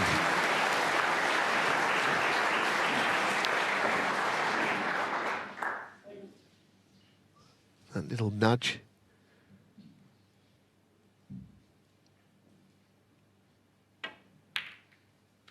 So here's a moment. He's got to find a way of winning this frame. And the thing is, he's lost 5 in a row. He's 5-2 down. But you know, he's playing brilliantly. So that almost tells you why maybe he doesn't win so often. He's not out of form. He had a terrific win the other day. He started like an express train. 8. But in frames where he's not scoring big, he's losing the frames. 9. Oh, he's unlucky there, isn't he? Goodness, he's unlucky. He's played this so well. Screw and left-hand side, sending the cue ball back towards the black, but the red's got in the way. And now, if he takes the blue on, he's already missed one of these that was slightly easier into the green pocket. Yes, it was in frame 6. And from the chance, Bingham made 89. Maybe that's influencing his decision here. Yeah, Lisowski was unlucky there. Hey, He played a nice shot. You're always at the mercy of a red getting in the way, but he played it nicely. So he's going to have to do it at a subsequent visit to the table now.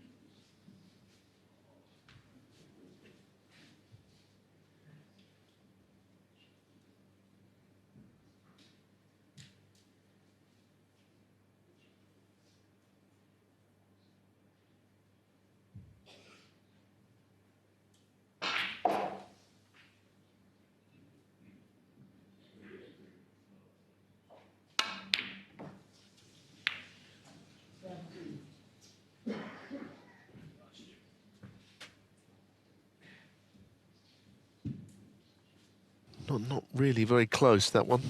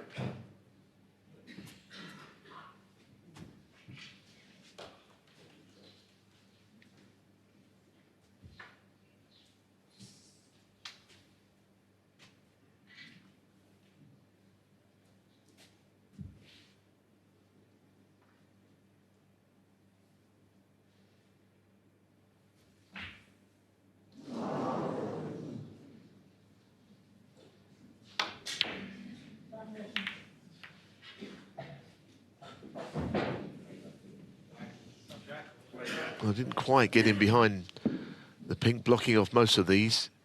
Bingham's bitterly disappointed to leave this red. He knows how dangerous Lisowski is at this sort of range. But even then, if the red does go in, where does he expect the cue ball to end up for a colour? He's probably hitting other reds.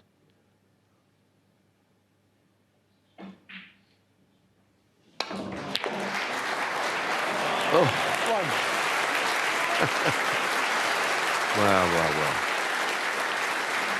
You can have all the strategy in the world, but sometimes a hit and hope is the best option. He had no idea all that was going to happen.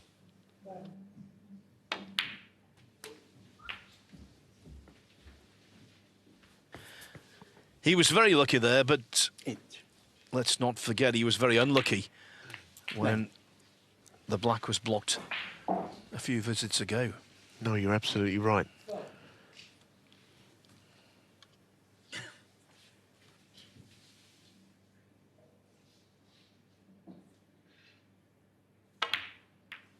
It's a very skillful game. Luck plays a part. I thought that was evident in the morning session with Maguire and Murphy. 16. Towards the end, Murphy was getting no running at all. Maguire was a better player, 17. but the frames were just slipping away for Murphy. So you need rub of the green. And Lisowski desperately needs his frame.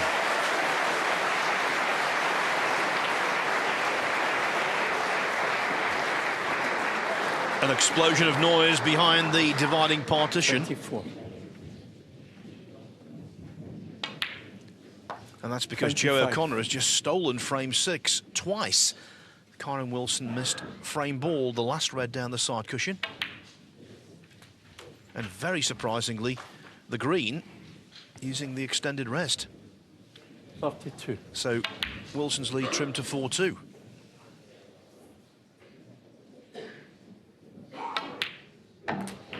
$33. He's got to keep his concentration here. Would be an eye-catching scoreline from 2-0 up to lose a session 6-2, but 40.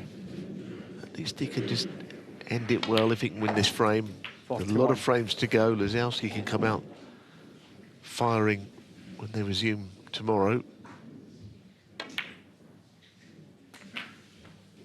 There's an argument that both players might be somewhat relieved 48. if it ended up 5-3. Lisowski to win this frame, Bingham not to be swamped as he looked like being at the beginning. 49. But he's still got to do this.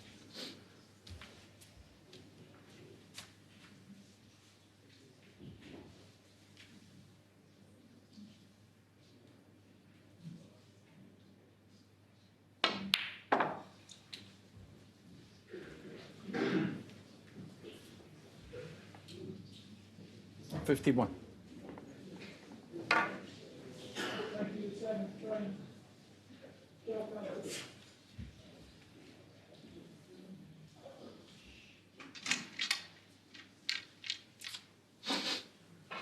Just a little more to do.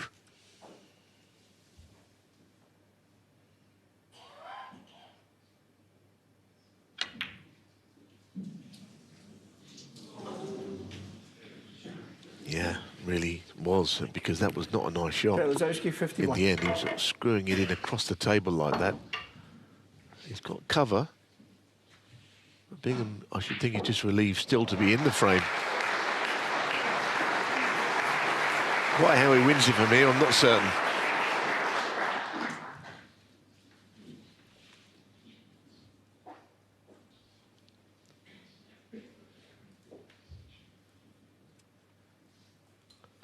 Still 75 on, although 75 would be 6 red blacks from here, which I think you need a miracle to do that. Well, there's a starter anyway. Don't think he can cannon the top red of the 2 on the cushion away from here. I think it's a little bit too high. Cue ball's going. Be playing on the red down the table. Yeah, it wasn't on.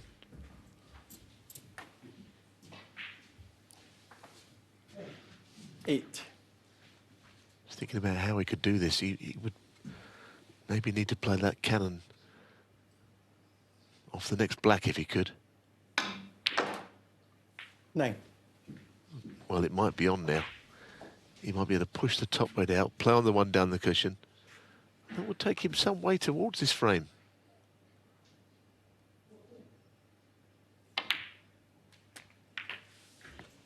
Very good. We've already seen a worldy clearance 16. this month. Mark Williams against Tom Ford in the deciding frame of their Tour Championship match. This would be right up there as well, but still, you have to say the odds are stacked against him. Well, he'd have to play this red down the cushion. If he misses it, it's probably frame over anyway. But when you're behind, you have to do something.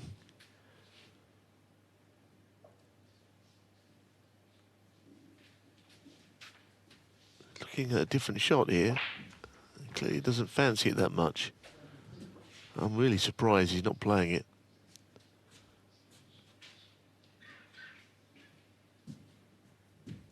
Maybe he thinks he can push the brown out from this red. That'll be some shot.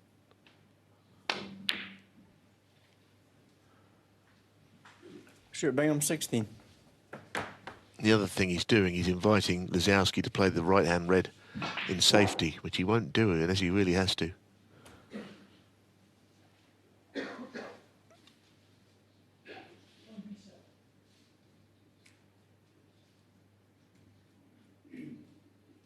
If he's going to get this red out, he'll try and put it onto another cushion, I should think.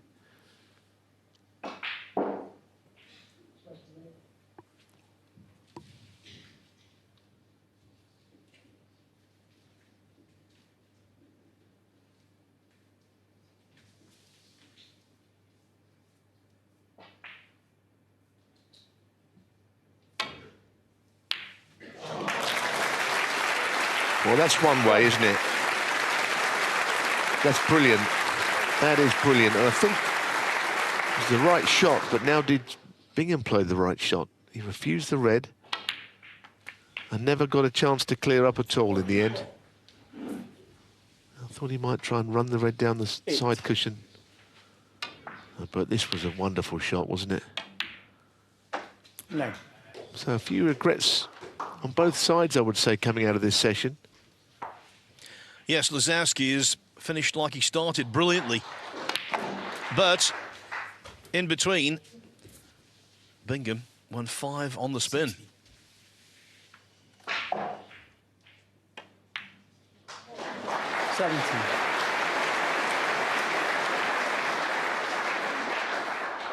It sets the rest of the session up beautifully, I believe.